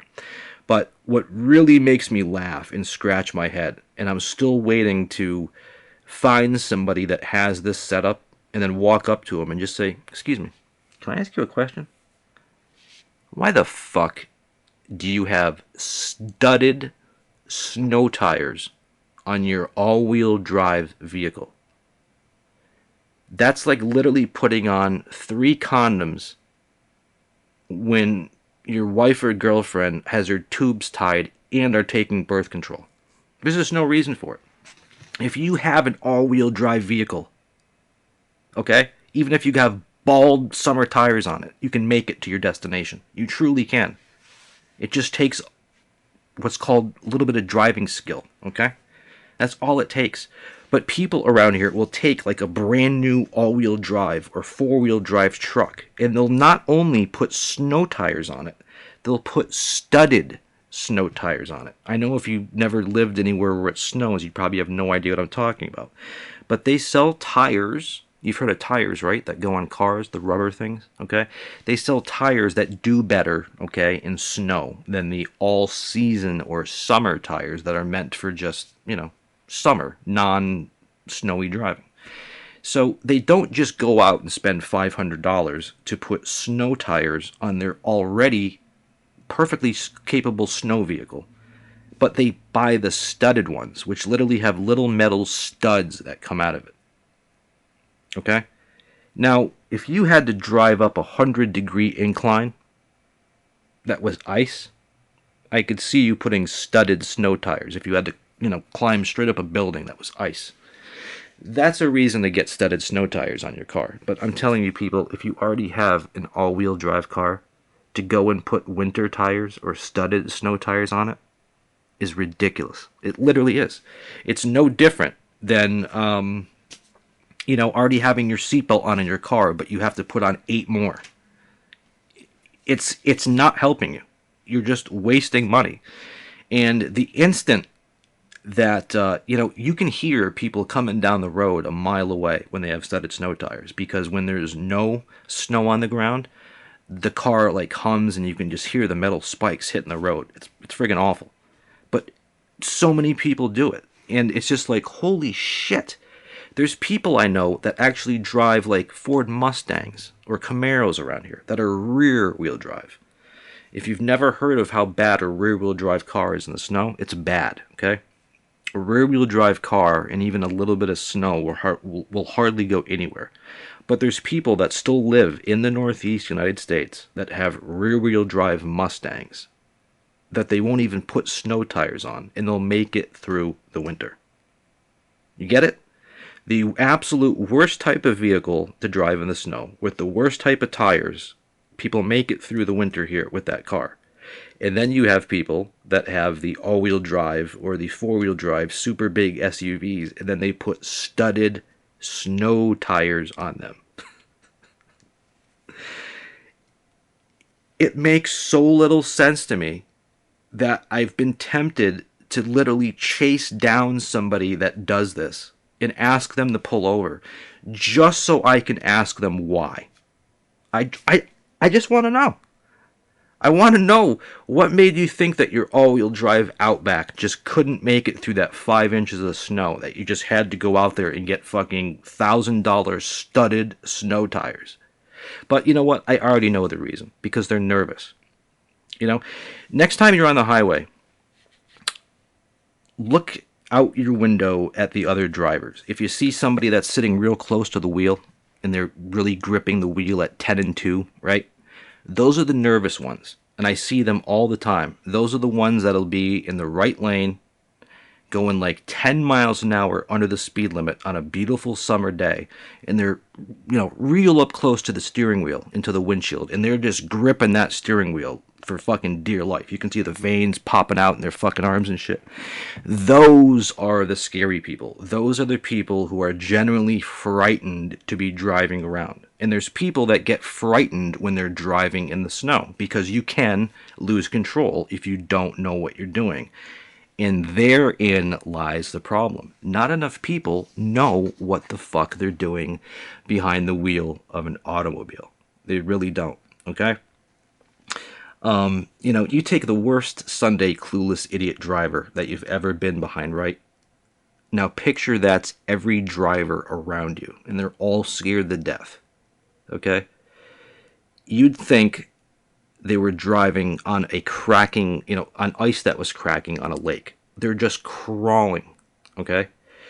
And most of the time when this happens, okay, the roads are just a little wet or slushy. For some reason, the majority of our snow in the winter likes to fall at night. But then by the time everyone wakes up for work or whatever, or even if the snow happens in the afternoon and now you're driving home, okay, the plows are usually out pretty quick and they're putting sand down. So you never have to plow through unplowed roads. You really don't. Unless you get home and there's 2 feet of snow in your driveway, okay? Then I could see your car not making up it, right? But regardless of the most insane blizzard that we might get, or the nor'easter in Massachusetts, okay? You go out and the main roads are usually going to be somewhat plowed. You're only going to have to go through 2, 3, 4, 5 inches tops on even the most back road if the plows haven't got to it yet, right? And I'm just telling you, a front-wheel drive car with regular tires can get through 3, 4, or 5 inches of snow. Maybe not 4 or 5 inches of snow. All the cars I have, they're kind of high-performance, sporty cars, but I make sure they're front-wheel drive because, I don't want to deal with the rear-wheel drive in the snow in the Northeast. But the second I move out of this fucking nightmare state, I'm getting a rear-wheel drive car. I really am. Because if you like to drive and you like sports cars like I do, it doesn't get any better than rear-wheel drive or even all-wheel drive. But, only if you're using the all-wheel drive for the performance aspect of it. People up here buy the all-wheel drive because they think all of a sudden it just makes you a better driver, and it doesn't. The only thing that all-wheel drive is going to do for you that's different than front-wheel drive is it's going to help you grip the road better when you're starting off from a stop, okay? So let's say me in my car, that's front-wheel drive, is at a stoplight next to somebody that's in a Subaru Outback, okay? And there's 2 inches of snow on the ground. That light turns green. That Subaru is going to be able to floor it, and those wheels will work, and all 4 wheels will kind of torque themselves back and forth, and that car will take off pretty quick. Okay, it's not going to do a lot of slipping. Me, my tires are going to spin. I kind of have to start off a little bit slowly and not give it too much gas, and then eventually get up to speed, right? But that's where the advantage of all-wheel drive ends. Because now let's say we're both side by side going 30 miles an hour and we go around a corner or we have to brake. Your all-wheel drive system's not going to help you. All-wheel drive, four-wheel drive, your snow tires, your studded snow tires, the only time they help is when you're at a stop. That's it. Once both of our cars are now underway, they're going to act the same, regardless of whether you have front, rear, or all-wheel drive, except when you go around a corner. When you go around a corner and it's snowy, if you're going too fast, the whole car is going to slide, right? You try to make a right-hand turn around a corner and you're going too fast and you turn the wheels to the right, the momentum of the car on the slippery surface is going to want to keep you going straight. Now, if you have a rear-wheel drive car and you go around a corner and it's slippery and you give it a lot of gas because it's the rear wheels, the back end is going to slide out. If you have a front-wheel drive car going around a right-hand turn and you give it a lot of gas, the car is going to oversteer and pull to the right because it's the front tires, right? If it's an all-wheel drive car and you're going around a corner and you give it a lot of gas, the whole car is going to slide out because all 4 wheels are now pushing you in that momentum. So this is the stuff that driver's education does not cover. Driver's education does not teach people, whether it's through books, classroom, or actual in-the-car experience, how to drive in wet weather or how to drive in snow. That's the whole problem here, people, is that the reason why I think that, there's so many accidents and so many bad drivers is it comes down to a lack of education. They say that the fast drivers are the ones that cause the accidents, but it's not. It's the overly nervous one in the right lane going 8 miles per hour, right?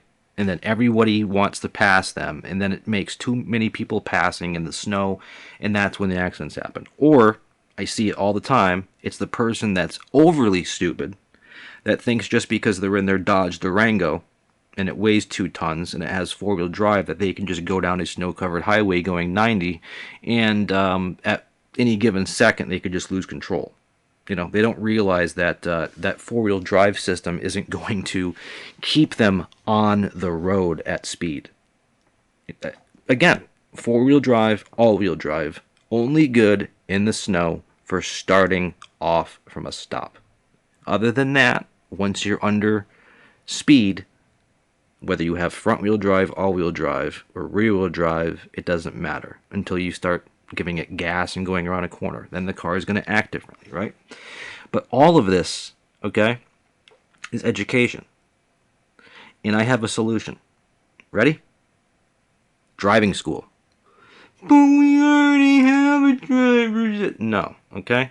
We go to driver's ed when we're 16 years old, right? And we just learn the basics, right? How to start the car, how to use a blinker, even though people fucking forget that, right? And then many years go by and we're never tested again. So it's poor education to start with at an early age, right? And then we don't teach people, whether it's through classroom or through an actual experience, how to drive and how to get out of a skid, whether it's on a wet road or ice or anything. If you're hydroplaning, there's actual driving courses that you can take, right, where they put you in a car and they make the road wet or icy or snowy, and they purposely get you into a skid. They get you comfortable with, if shit starts to go wrong when you're driving in poor weather conditions, how to get out of it, how not to be nervous. Why don't we make that standard procedure for driving? Right? Why don't we educate drivers a lot more than we do? And why don't we make people take a mandatory class that actually puts them in a car for an entire day at a closed off track like you can buy, that teaches people how to control a skid, how to control a hydroplaning, how to steer out of a skid, whether it's in snow, the differences between 4-wheel drive, rear-wheel drive, and all-wheel drive when it comes to going around a corner or skidding or hydroplaning. Teach people this in a day through real-world experience, and I guarantee you our roads are going to clear up. There's going to be less accidents. But then I'm thinking that's not going to work out either, right? Because, the insurance company, if your son or daughter gets their license and they haven't taken driver's ed, your car insurance is going to be astronomical. But if you take the driver's ed course, right, there's a big discount. But think about that. Let's say we did start testing people more thoroughly at age 16 and actually put them through a driving course. Or let's say you're new to this country and you're 40 and you go to get your license. You have to take this course. Maybe every 5 years you should have to take a refresher course. Cars are very expensive, very heavy weapons that, just like anything else, if we're operating it with a level of stupidity, like I see 99% of us doing, it causes people to die and it causes accidents, right? I think cars kill more people than guns and a whole other shit in this country. But are we banning cars? No. Can a car be used as a weapon and to cause mass carnage? Fuck yeah, it can. Anything can. Look at the Boston Marathon bombing. Was a single gun used in that? No. It was 2 kids that looked up how to make pressure cooker bombs on the internet. Did anybody talk about banning pressure cookers? No. Okay? It just goes to show you people that banning guns because there's more gun violence, okay, isn't going to solve anything. There's always been guns. There always will be. Guns aren't the problem. Guns don't kill people. People kill people. a car can be used as a weapon. Look at 9/11. Look at all the people that got fucked up over 9/11. There's just a handful of terrorists with box cutters and a good plan. That's it. There was no weapon involved other than a box cutter and ingenuity. They used a plane with a full fuel tank as a weapon. Never been thought of before. Evil does not exist within a car, a plane, or a gun. It exists in the minds and the hearts of the people that use them for evil. So fuck off with your gun control laws, okay? Fuck off with your this and that and your other thing. Because anything can be used as a weapon. Okay? Let's ban planes because they can be used as a weapon. Let's ban pressure cookers because they can be used as a weapon. Let's ban cars because they can be used as a weapon. Fuck, I mean, you know, I have a little screwdriver in my hand right now. You don't think I could go stab the fuck out of 5 people before I get arrested with this little screwdriver? Of course I could. Are we going to ban screwdrivers? I mean, this is how I would explain something to a 5-year-old. And, you know, I'm sure most of my listeners are older than 5 years old. Why is this so hard to understand? Okay? Banning guns isn't going to fix it. Banning vaping isn't going to fix the vape problem. Okay? Banning anything, just nothing works like that. Okay? Just like I talked about on other podcasts, this whole recent vape ban, nobody in Massachusetts, nobody has stopped. Nobody. Not a single person who vaped before it was legal has stopped now that has become illegal. Nobody. I haven't stopped. No one else has stopped. You know what everyone's doing? They're buying cigarettes, or they take a little quick 20-minute trip over the border into one of the other states that'll gladly sell you it. So all our president, not our president, all the Massachusetts governor has done is push people into different states. Other states are now getting that revenue. Nobody stopped. That's what politicians don't get, and that's what's fucking crazy to me, is it's so stupid. If you cancel something out that people like and that people do, people are going to continue to do it whether you make it legal or not. The speed limit, the legal speed limit in this state on, you know, let's say the Massachusetts Turnpike, right, is either 55 or 65, depending on where you are. You don't think that there's thousands of people a day that go 66 or above? You're breaking the law. Just because you have laws in place does not mean that people won't break them. Heroin's illegal. Are there still millions of fucking people strung out on it? Yes. But it's illegal. It doesn't stop anybody. Just like I said, if you were to ban alcohol in this country tomorrow, do you think everyone's just going to stop drinking? Fuck no. You're going to create a huge black market. You're going to push it underground. That's all you've done. For years, marijuana was illegal everywhere, right? Did it mean that people didn't smoke it? Of course they fucking did.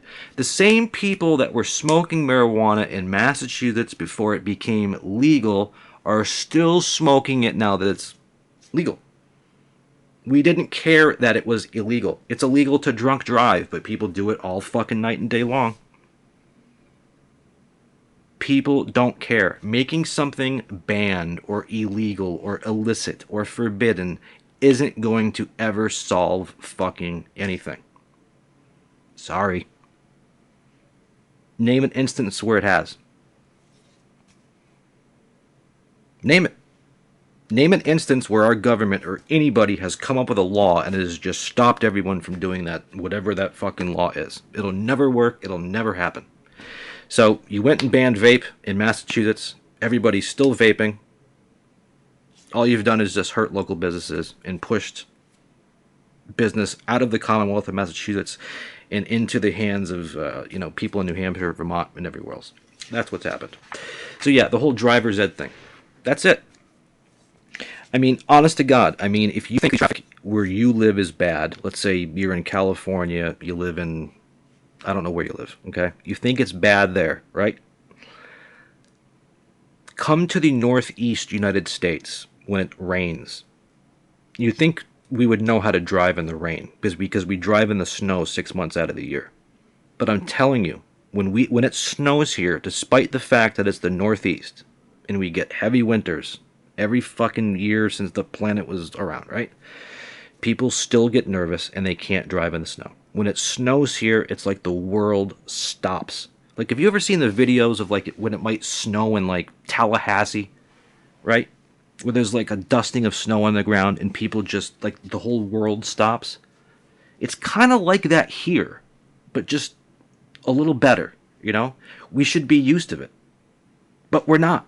Because even when it rains here, even when it rains, okay? People freak out and they'll go half the speed limit. I mean, have you ever really tried to whip your car around when it's raining? I have. I really try to push my car safely so I can know what it can do, okay? Especially when I buy a new one. I want to know how well the brakes work, how well it handles in the wet, the snow. I fuck with it, right? I've literally tried to get my car to skid on wet roads. And you gotta fucking push it. I mean, really push it to get your car to skid on just a wet, rainy road. So these people that slow down to literally 40 miles an hour on a highway just because it's raining out, they are the ones that are now causing the problems, because the people who were doing the speed limit that were in the right lane now have to get into the left lane to pass the one that's going 40.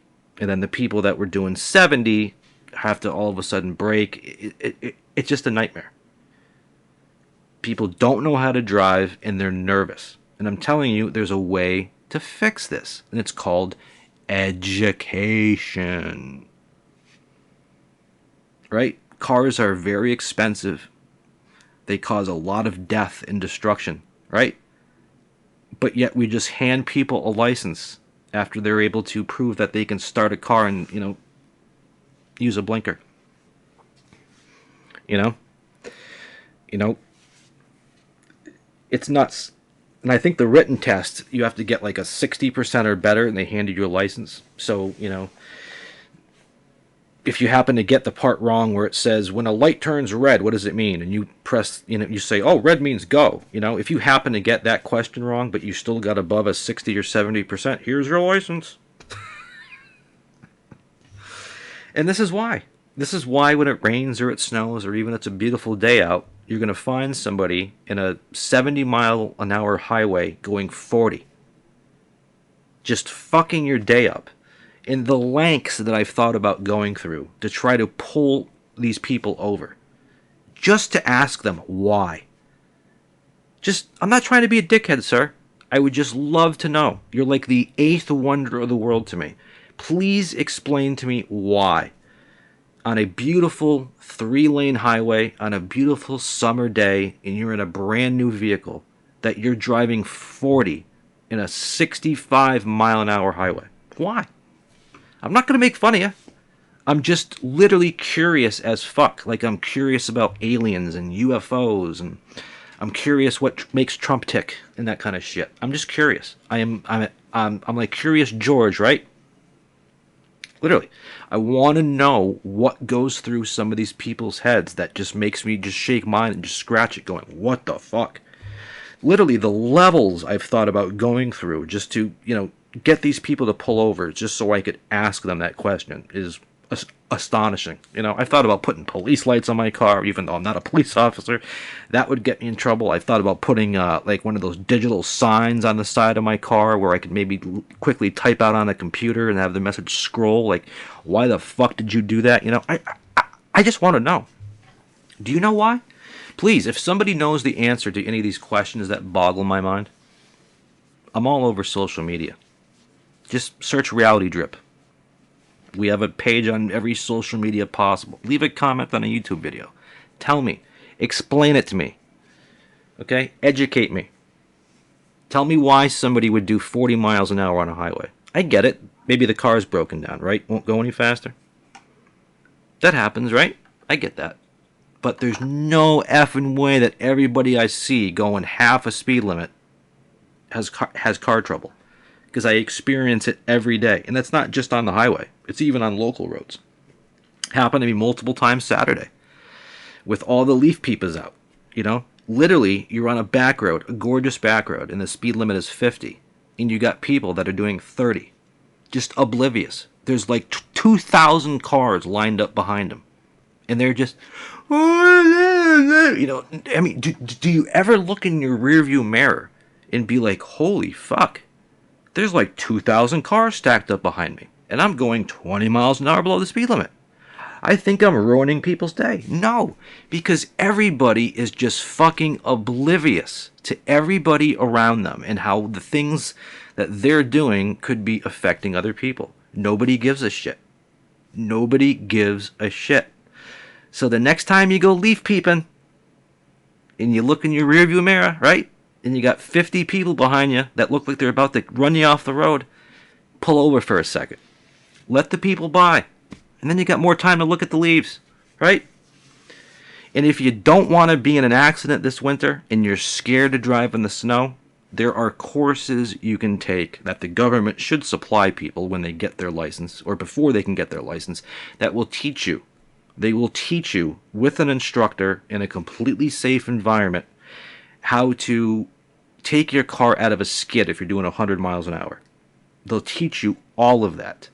So if you ever get in a hydroplane situation or a skid situation, you'll know how to recover from it and not crash, and you'll no longer become nervous.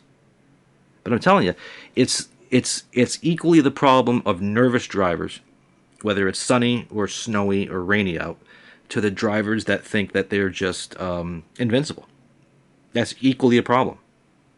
I cannot tell you in my life how many people I've seen blow by me on a highway in their SUV because they think they're oblivious, just because they have all-wheel drive. And then a few miles up the road, they'll literally be down in the medium in a ditch. And I fucking laughed my ass off. I said, ha ha ha, you fucker, I knew it. You know, just because you have some big tank of a truck, it doesn't mean that at a split second, your car just can't start going sideways. It happens. It does. It doesn't matter if you have rear-wheel drive or front-wheel drive or fucking studded snow tires. At any given second, driving on a snow-covered highway, your car can just, all of a sudden, just go left for no reason. And you need to be able to react to it. All right? But you're not doing yourself any fucking favors by being scared or putting studded snow tires in your car. Studded snow tires aren't going to make you a better driver, all right? They're really not. They just make you look even stupider, you know? When you're putting studded snow tires on a car that's already built to go through a foot of snow. It's just overkill, all right?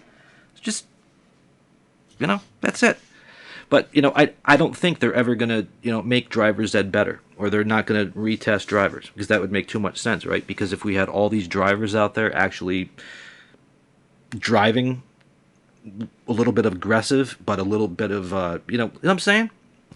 You know, I'm not saying everyone needs to go out there and speed. But if we just had everybody just driving good, right? There'd be less accidents, right? But I don't know. Maybe the insurance companies would start losing money. Or, you know, because they couldn't raise people's rates up, right? If you get in an accident, even if it's not your fault, your fucking car insurance rate's going way up. They can't wait. It doesn't matter if you've been paying premiums for 30 years, you know? You tap your garage door with your car, and you gotta now pay your $500 deductible to now fix your bumper. Your insurance rate's going up. It doesn't matter if you've been a perfect driver for 30 years and you've been paying your premiums on time. They are going to say, fuck you, we're raising your rate. It happens. It's happened to me. It's madness. All right, and we're back. I just had to pause the podcast there because old Johnny Boy was about to piss himself. You know, I'm getting older. The bladder's getting weaker. I can't hold it. I've also had a lot of coffee. You know what coffee does to you. Makes you have to go pee. So anyways, yeah. So, yeah. My weekend, Friday night, I don't remember what I did. But Saturday, started off with that ill shit. Then my little trip to New Hampshire. And to the mall afterwards. Was definitely interrupted by the leaf peepers. Picking the zucchini! Let's go pick a fucking zucchini! Let's go get lost in a corn maze! Let's go on the haunted hayride. Yeah, and then yesterday, like I said, I just slept. I was lazy. I fucked off and just watched, NFL, playoff baseball. I even missed, I was supposed to record this podcast last night. I wanted it ready for Monday morning. But, yeah, old Johnny boy fell asleep on the couch with his hand on his pants like fucking Al Bundy. And I woke up at like 9:30 and I said, oh, shit. So, yeah, I wasn't about to record this podcast that late at night. Even though it's not late for me, I do have neighbors. And, yeah. Anyways, so yeah, I just wasn't in the mood to do the podcast at that point. But, I was tired. I needed it. I was out late until the wee hours of the morning, Sunday morning. We had to come home from Boston. So listen to this. I'm watching, I was talking about this earlier, but again, you need to check this out. You need to check it out because whether you love Trump or you hate Trump or whether you don't have an opinion of him, this fucking Trumpy bear is fucking hilarious. So this is what was happening, right? Last night I had Comedy Central on and there was a commercial for a Trumpy bear, right? It's a teddy bear that's dressed just like Trump. And it's such an obvious, like, fuck you to Trump or to Trump haters, done in a super, super sarcastic way. But it's so over the top that I honestly thought it was a spoof commercial from Comedy Central.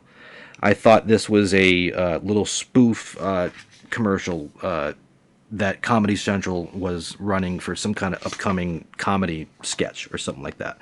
But as it turns out, this was a real commercial because at the end of it, they had a real 800 number, like a real 800 number to call. And then they had that whole, like, 2 easy payments of $19.95. And I'm like, there is no fucking way that thing is real. There is no way that thing is real. So sure enough, I fucking Googled it, and the bear is real.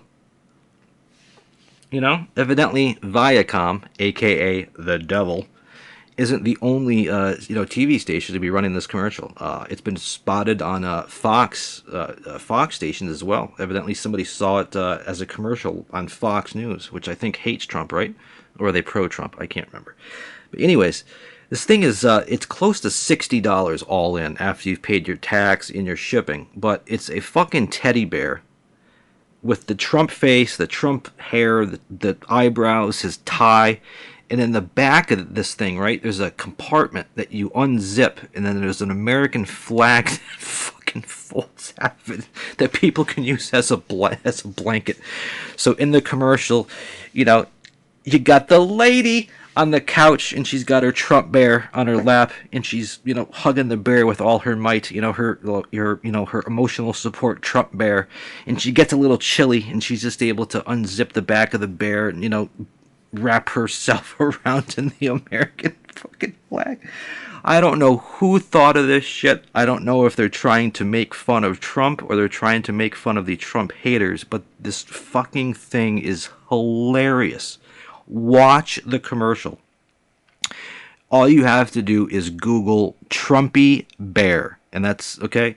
That's Trump with a Y at the end of it. And then bear. Trumpy bear. The website I went to, which I have pulled up right now, the picture and the picture in the fucking commercial are hilarious. GetTrumpyBear.com. But I'm sure you can find the commercial if you just Google Trumpy bear. But that's Trump with a Y on the end of it, bear. The specific website I'm looking at is www.gettrumpybear.com. Okay? Watch the commercial. I don't care if you love Trump, if you hate him. The fucking commercial and the bear is hilarious. Okay?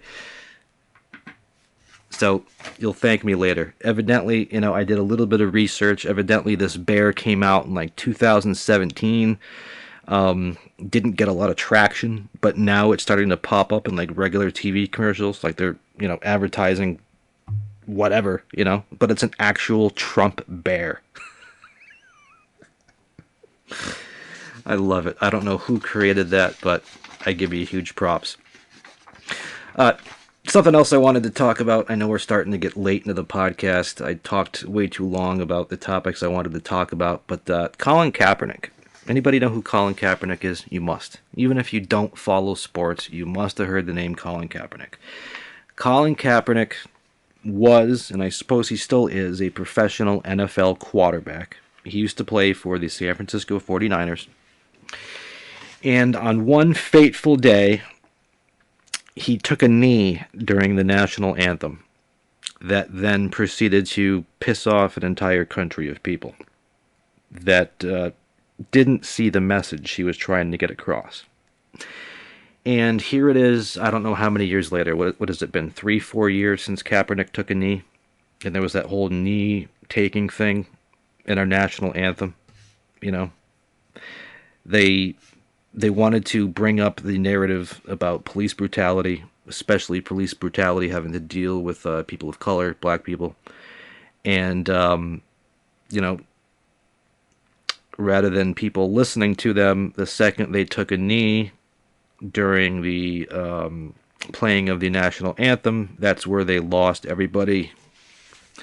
I don't want to go into the bit. It's been talked about. My buddy Bill Burr recently did a bit about this, how just nobody was able to see the guy's point. They just went, my brother's fucking a firefighter. I fought in Iraq. You're gonna diss the country. They just flipped out, and everyone's just like, whoa, whoa, whoa. Okay, nobody's saying you aren't patriotic. Nobody's saying you're not a fucking firefighter or a first responder or that you're not fighting in Iraq.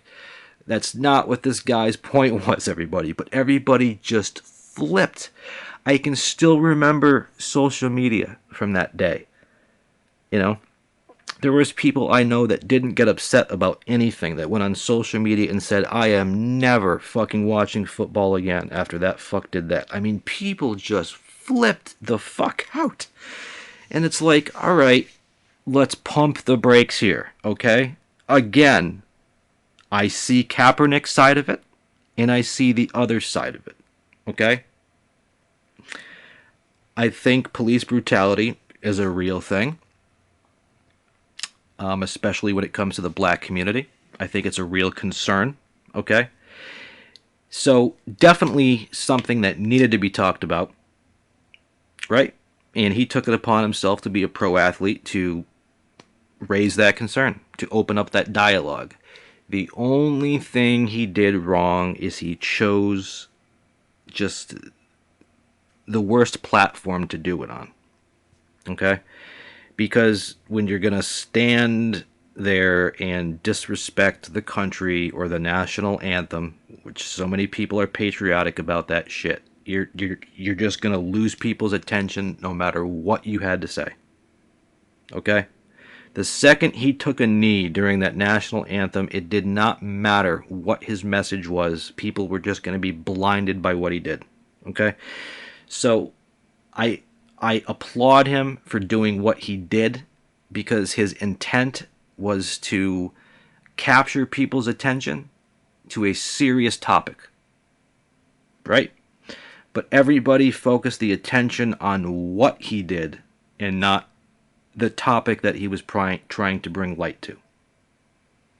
So I applaud him for that. I get that. I see his message. I understand why he did what he did. But I also see the other side of it and why people got so freaked out and flipped out, you know. And, you know, he was back in the news recently because people are still very sensitive to the fact that, you know, this guy was just trying to bring awareness to a serious issue about police brutality in reference to black people. And because he chose to speak out on it, here he is 4 years later, still in great shape, still an NFL quarterback, but he can't get a job. Apparently recently, all 32 NFL teams said they are not interested in hiring Colin Kaepernick. And if you think about it, that is a pretty sad state of affairs. I don't give a shit at this point that he knelt during the national anthem. Was I a little bit like, whoa, I can't believe he did that day? Yeah, I was. But now that the smoke has settled, I understand what he did. I applaud him for what he did. And I do think it's fucked up that the dude can't get another job. Because there are plenty of backup spots that could be, even, second and third string spots that could be given to Colin Kaepernick.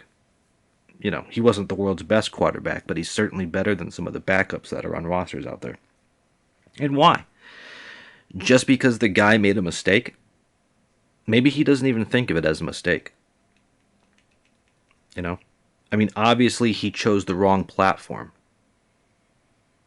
It didn't really matter what he had to say or who you were. If you were going to kneel for the first time in front of a big crowd and disrespect the country and the flag and the anthem, it didn't matter who it was, whether you were white, green, or red, or what your message was. Nobody was going to listen.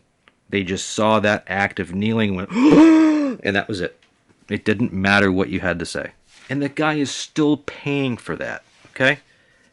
He wasn't trying to piss on America or piss on the flag or disrespect your brother in the Navy or disrespect your mother in the Army, okay? Or you in the Navy, okay? All the guy was trying to do was open a dialogue and get people to take the police brutality and the Black Lives Matter thing a little bit more seriously. Did he use the wrong platform? Yeah, obviously he did, okay? But can you fault him for it? It's something the guy's passionate about. He wanted to raise awareness. He just chose the wrong platform. But to still keep fucking with the guy 4 years later? I mean, give the guy a break, would you? I'd fucking hire the guy. So, would you give Colin Kaepernick a break, please? When would somebody hire the guy back into the NFL, okay? The guy didn't do anything wrong. It wasn't his intent to piss off the entire nation because your brother's in Iraq, okay? The guy just wanted to bring to light a serious issue that means a lot to him and the black community. And even the white community, people like me. Okay? Because my heart bleeds for everybody. Doesn't matter if you're black or white. To tell you the truth, I actually like black people more than I like white people now. I swear to God.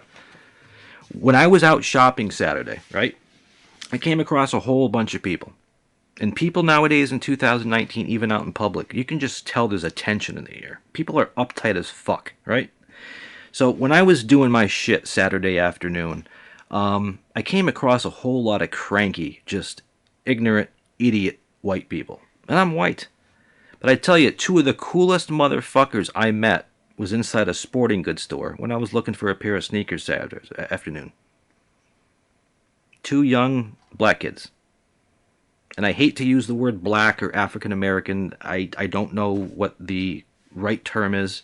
I've literally, I have a lot of black friends, and depending on who they are and what part of the country they come from, they don't like to be called black, or they don't like to be called African American. Some of them like to be called people of color, if you're going to refer to that. And other people say, no, that's too close to the whole colored word from when there was segregation. So I don't know what to call you, okay?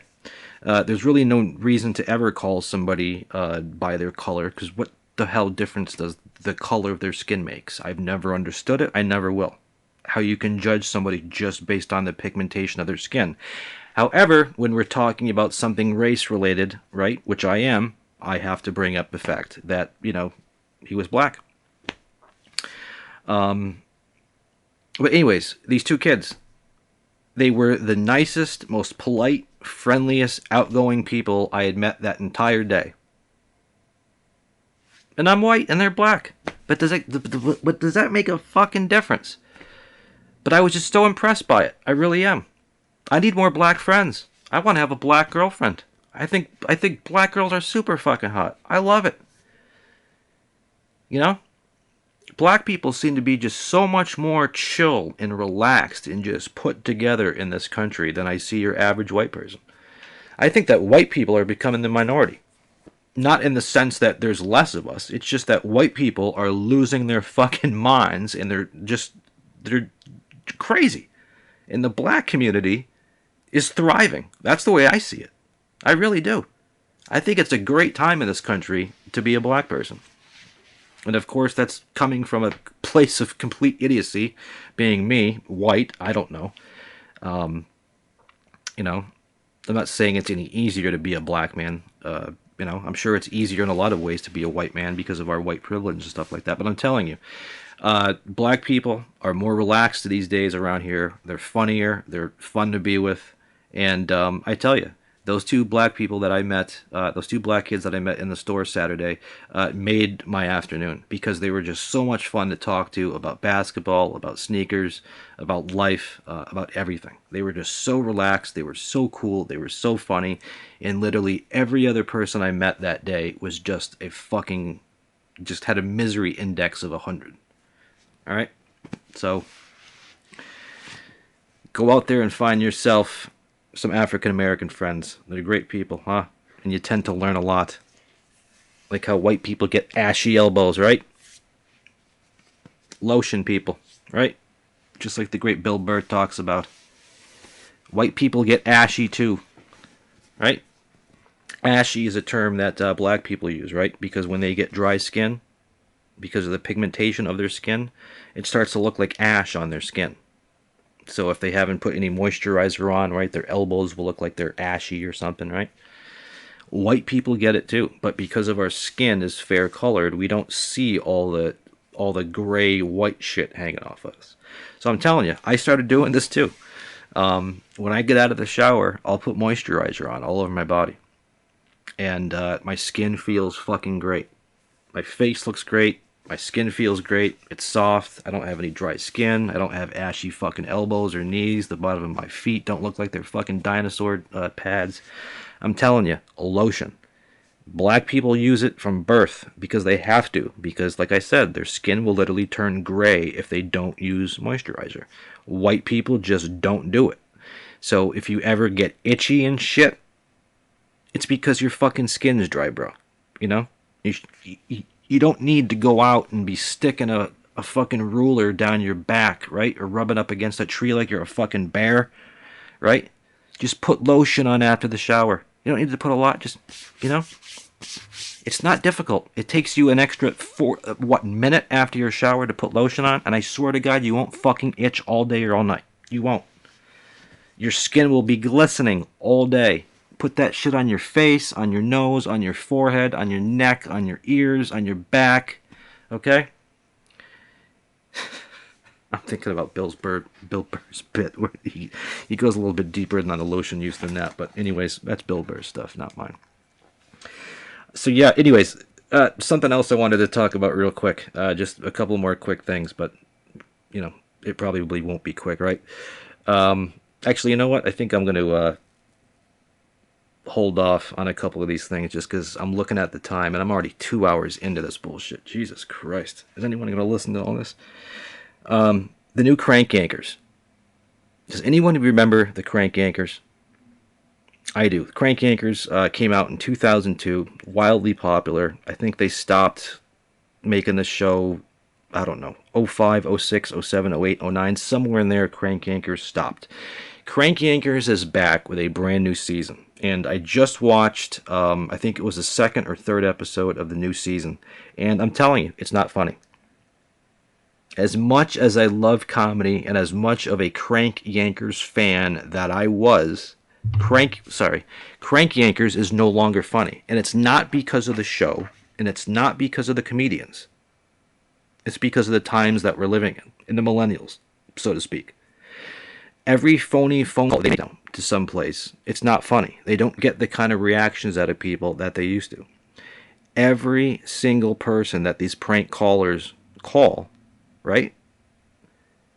Everybody who answers the phone, they're so overly serious and they're so sensitive that the jokes just go right over their head. It's literally insane. So you have a comedian that puts on his, fake voice and he makes a phone call and he, calls up a lady working the front desk at a YMCA or wherever. And the majority of these people now just ruin the show because when they talk to them, they're just like robots. Hello? No, sir. Sir? You're making me uncomfortable, sir. Sir? This phone call isn't going anywhere, sir. I find this inappropriate. Okay, sir? Sir? I told you again, sir. No, I don't have a personality. No, I don't find that funny. No. Don't call here again, please. I'm gonna go get my emotional support dog. Please? No. That's literally how all the callers are. So the show doesn't even work, and it's not because the show isn't funny. It's not because the characters and the puppets aren't funny. It's not because the dialogue isn't funny. It's because the people that they're pranking are just sense of humorless. It's gone. Everybody is just overly fucking serious and just miserable. So a prank phone call doesn't even work on them. It's crazy. One more thing, Emergence. I've talked about this show on this podcast since the show came out. Okay? It's on ABC.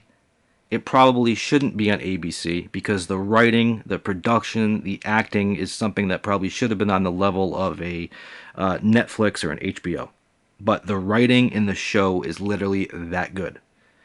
If you like mysterious kind of solve it, mysterious kind of, I don't know, like almost like a Stranger Things. Okay, it's the only show I can possibly compare it to, but it's not like Stranger Things. It's just in that same vein. Okay, if you like shows like that, watch this fucking show. I keep telling people how good it is.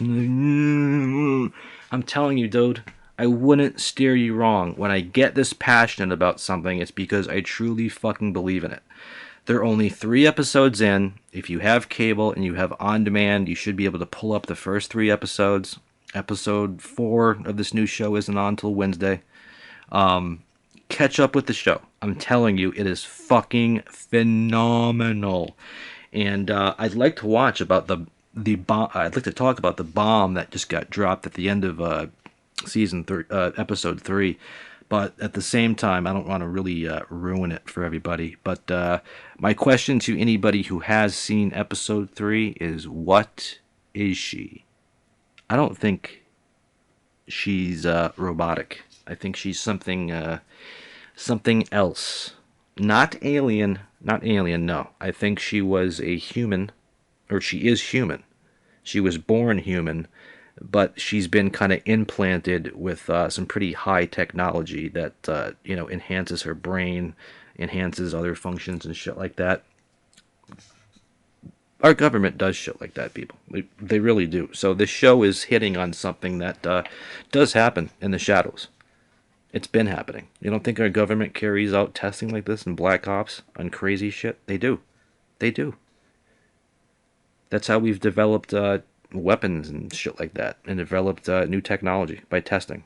And if you don't think in 2019, in like Area 52, 53, 54, or wherever, that our government isn't experimenting with some wild shit that you can't even make up out of a science fiction movie, you're wrong. They are. Deal with it. Okay? I just wanted to say thank you. My listeners, my streams, my subscribers keep going up. I don't know who you are, but I thank you from the bottom of my heart. And that's all I can say, man. I'm looking forward to Monday Night Football tonight, watching the Lions and the Packers. I got some people lined up that are going to be coming on the podcast soon, that are going to create some great radio or interviewing, whatever the fuck you want to call it. One is a major music producer that comes from the Massachusetts area. He's worked with a lot of huge bands. He's got one of those famous studios. He's coming on the podcast. He's a great friend of mine. We're going to talk about his music career, his production in music career, crazy stories. We're going to have him on the podcast. He's a little shy, but I tell you, we're going to get him on the cast. He's also a big conspiracy theory guy, even more so than I am. I just don't trust our government. And I'm not naive enough to think that, UFOs or extraterrestrial life can't exist. And the UFOs absolutely exist. There is no more debating whether UFOs exist. Okay? Unidentified flying objects. We're at the point in 2019 where it's now fact. But yet people still don't want to believe it. But there are literally objects in the sky that we don't know what they are. They're defying everything we know about the laws of physics, thermodynamics, properties, everything. They're there. They're coming in close proximity to our fighter jets, and we don't know what they are. But they're being intelligently controlled, and they're using some form of propulsion that we don't know. It's not even propulsion. It's it's a very good theory and something that most scientists agree on, that these craft that they are seeing, that the Navy pilots are seeing, they're actually using a form of, you can't even call it propulsion. They're basically riding a gravity wave. You know, everything that we know, whether it's a car or a plane, propels something out the back of it, a gas, anything that pushes it along. These craft aren't doing that. These craft don't have wings, they're not aerodynamic, but they're able to just disappear and reappear. They're able to go from hovering 5 feet off the ocean to 80,000 feet almost into space in the snap of a finger. We don't have that kind of technology. However, it's been long theorized because of some of our reverse engineering of trying to reverse engineer alien crashed spacecraft. We do know that they're using gravity. They're basically creating a gravity bubble around the craft, which means that craft can now bend space and time. Like, take a piece of paper like I have in front of me. Let's say at the top of the paper and the bottom of the paper is 1 light year distance. Let's say it's 8 billion miles away. Basically, when that craft hones into its destination, that destination is now going to pull the craft towards it using gravity. The craft isn't propelling anything out of the back. The destination pulls the craft instantly to it. So let's say at the bottom of your paper and the top of your paper is 1 billion miles, and that craft is sitting at the very top edge of the paper. The craft just basically folds space and time in half, and it's like just going across a street. Now they're 1 billion miles away. If we had that technology, or we were able to use it, it would make everything that we know useless. There wouldn't be any needs for cars, nuclear power, weapons, jets, planes, none of that. There wouldn't be any need for it. And, you know, part of the conspiracy theory that I hold on to is I don't think all of these craft are alien. I think some of these craft are actual our craft. And possibly, Russia, China, whoever else. I think that we've already duplicated this alien technology. I think some of it is them, some of it is us experimenting with the technology. I truly do. And how do I know this stuff? Because if you look for it, it's out there. The answers are out there. If you rely on what the nightly news is going to tell you every night, you're going to miss out. Because there are a billion things that happen that are newsworthy, but the nightly news only picks their top 6 stories, and that's what they're going to run with. And even the 6 stories that they choose to tell you might not be entirely true. That's why I think it's pointless for any of you to watch the news. It is.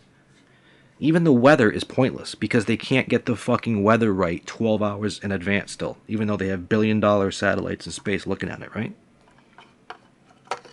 So, if you want to know more about UFOs, or you want to know more about zero-point energy, or you want to know about gravity field propulsion, look it up on YouTube. Google it. There are real companies out there that are building these products right now. They're building them. But we don't have them. We don't? So why are there companies building them? There are people, there are companies out there that are right now that are building like warp drives and shit. Warp drives. Warp drives that you used to see on Star Trek and shit like that, to go into fucking warp speed. Honestly, there's companies out there right now building this shit. So it's coming. And that's why I've been telling people that I know that I think in the next 1 to 3 years we're going to see a dramatic shift. It's going to become common knowledge that extraterrestrials have visited this planet, and they do visit this planet, that they are inside of anomalous aerospace vehicles, whatever they call them. AAVs is the new acronym. AAV. Autonomous or anonymous or whatever. I think aero something vehicle is what they call them. AAVs. Okay? I think they come here and they travel here from, a long distance, but to them it's like instantaneous. I'm not sure why they travel here. I don't know that fact other than to speculate. But it can no longer be argued that these things don't exist. They've been talked about since the fucking 40s in the Roswell crash. That was 80 years ago, people. We know a lot more. And you're not going to see it on the news, okay? If you're a skeptic, or if you don't believe that even UFOs exist, and all UFOs are is an unidentified flying object. But we've identified some of these objects. Of course, there's mistaken identity sometimes, right? But there are cases where we have caught on film, on tape, on camera, whatever you want to say, a true alien spacecraft. And we have very credible people that have seen them and talked about them. If you want to see something great, okay, if you've Joe Rogan, right? I think he's the best podcaster in the world. He's one of the best interviewers in the world. He just recently had on Commander David Fravor. Commander David Fravor was the commander of the F-18s that intercepted that Tic Tac UFO back in 2004. Out of all the people that were in that battle carrier group made up of the, just like 10,000 people, he was like 20th in charge. He saw this thing with his own eyes. His fellow pilots are the ones that recorded this UFO that went from hovering off the ground 80,000 feet instantaneously, that were able to follow them around. Joe Rogan just had him on his show like October 3rd, I believe. Watch that interview. I watched it today, and I was on the edge of my seat for all 2 hours. I learned shit that I hadn't learned about Commander David Fravor. He gives details about just so much shit that you just don't see in other interviews. If that interview doesn't change your mind that there are absolutely alien craft flying around our atmosphere, I don't think anything ever will. We are at the point, people, that the information is just undeniable at this point. It is undeniable. Now, again, we can't say that it's aliens flying it around, but if it's not alien, it's us, then we are just thousands of years beyond what you think we are technology-wise. Because when and if they come forward and admit that we have anti-gravity type technology for craft, we would literally be able to get into a vehicle, like a spacecraft, or not even a spacecraft. It could be a box, right? You wouldn't even need seatbelts, because when this craft takes off faster than the speed of light, you're not going to feel any sensation inside of it, because you're inside of a 1G gravity bubble. You get what I'm saying? That's why the pilots or whatever beings are in these things can survive the incredible speeds that they stop or accelerate to.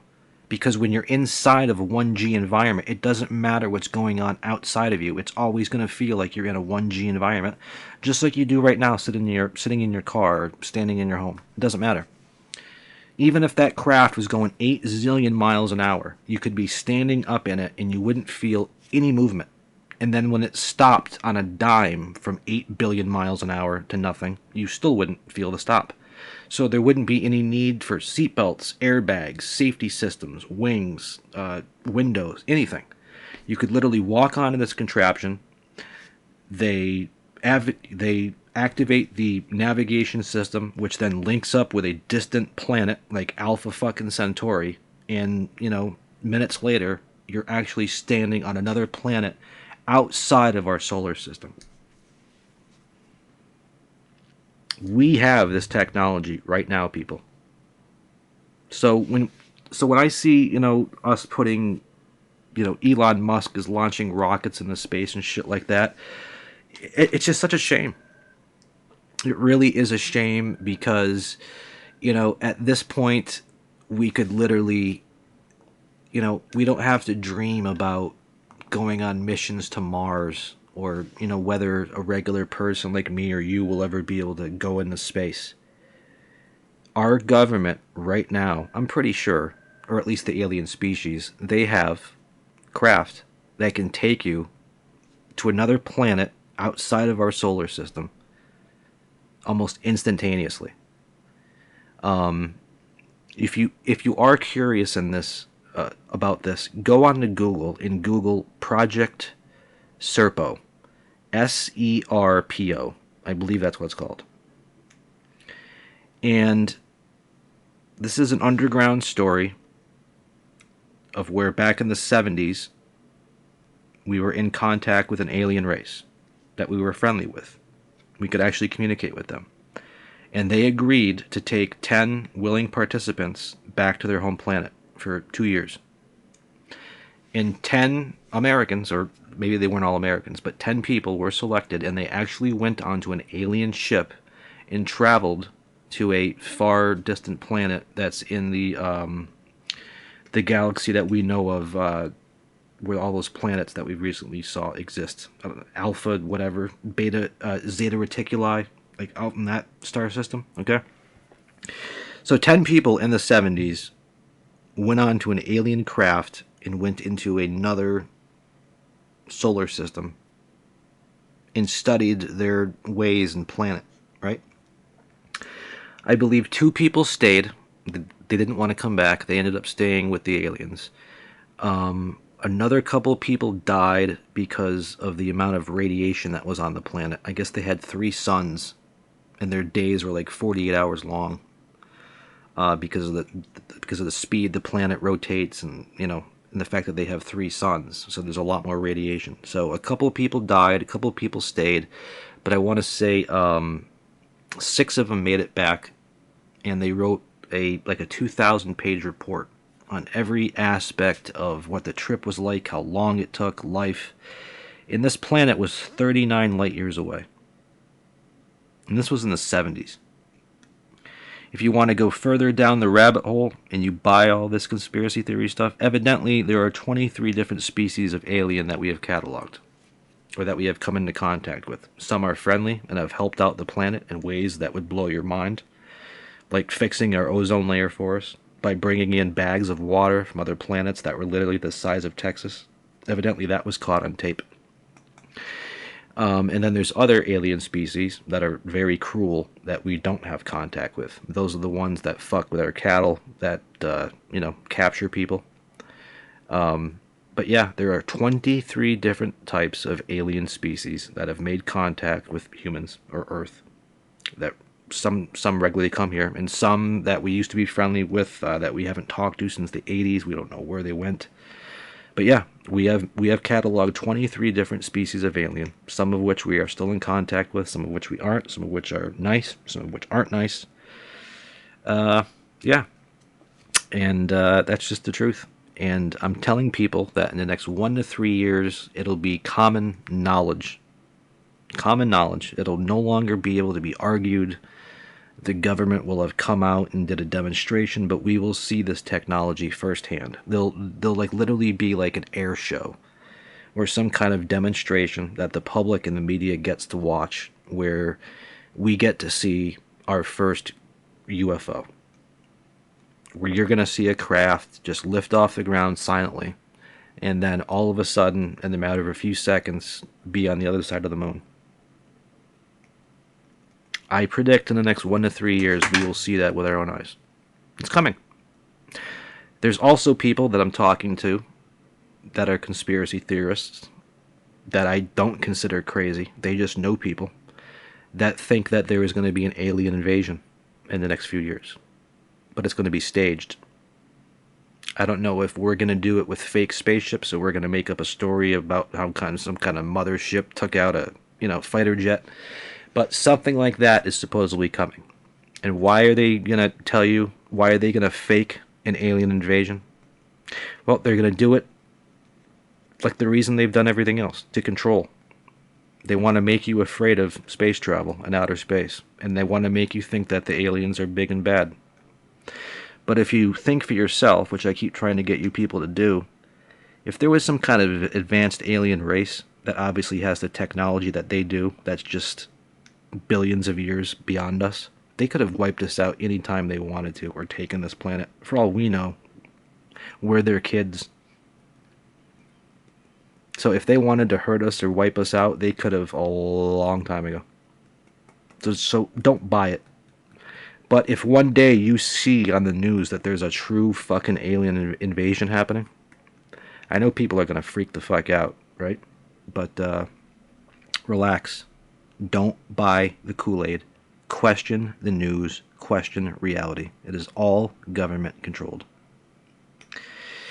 And yeah, that's really not coming from a place of wild conspiracy. It's just coming from just the truth I see, using no filter. I don't want to believe in aliens, and I don't not want to. I don't care either way. I just look at something based on the facts. I don't say it because I want it to be true.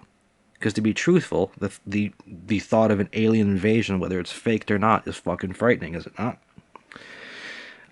Would I like to see that type of technology at work? Fuck yeah. Would I like to experience what it's like to be on a craft that can just instantaneously take us to Mars or, Zeta Reticuli? Of course, who wouldn't? What human being wouldn't want to stand on another planet? Honestly. But, it's long been theorized that we have that technology. The aliens have it right now. They're able to just get here instantaneously because they bend space and time, because they're using their own gravity emitter around their craft. Once we have, and I believe we do, have the technology to put a gravity emitter around one of our own craft, then we will absolutely be able to do exactly what they're doing. And that means going to distant planets way outside of our solar system in the matter of just a little while, a few minutes. That's it. So yeah, I apologize for this being so long, but yeah, like I said, we got some great stuff coming up. Looking forward to Monday Night Football. And tomorrow, a good buddy of mine has invited me on to our local Air Force base to watch some fighter jets take off from a couple feet away. That should be pretty fucking fun. And what I'm going to start doing is at the end of each of my podcasts, I keep playing you a song, but I don't tell you what the song is because, to be truthful, at the time I'm recording this cast, I don't know what I'm going to pick for a song. But I've decided to start doing that now. So when this cast ends in a minute, you are going to hear a song. The song was written by me and a friend of mine. I will not give his name at the time being, but it was written about 10 years ago. It's a song that we were working on called Spirit Rise. It has never been released to anywhere or anything. It is just me and another singer. That's it. All the guitars were written by me and played by me in the song you're about to hear. All the vocals were done by a guy named Chris. The song is called Spirit Rise. Again, thank you so much for putting up with my bullshit and listening to the entire, 2.5 hours of this fucking idiot show. I love you. I'll be back with another cast later on this week. Be good to each other. And again, the song you're about to hear is called Spirit Rise, baby. Thank you. Take care of yourself, and we'll talk to you soon. This has been Views from the John. I'm John. Peace.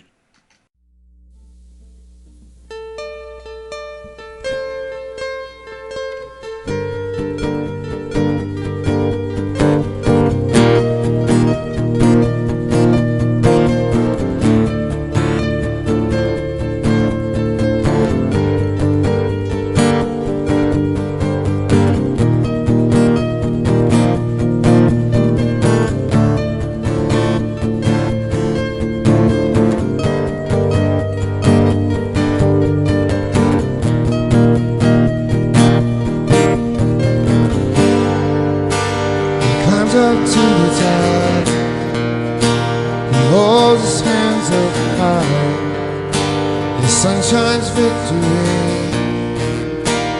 open and third eye, but still his voice gets lost. He can't forget the day when mountain gate to hell.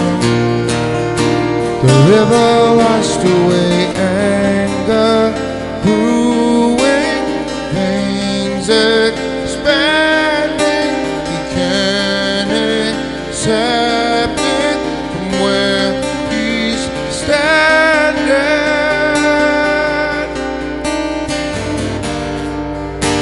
I have no place in this world. My spirit caught between. I have no place in this life. So my spirit rise. I have no place in this world. My spirit caught between. I have no place in this life. So spirit rise.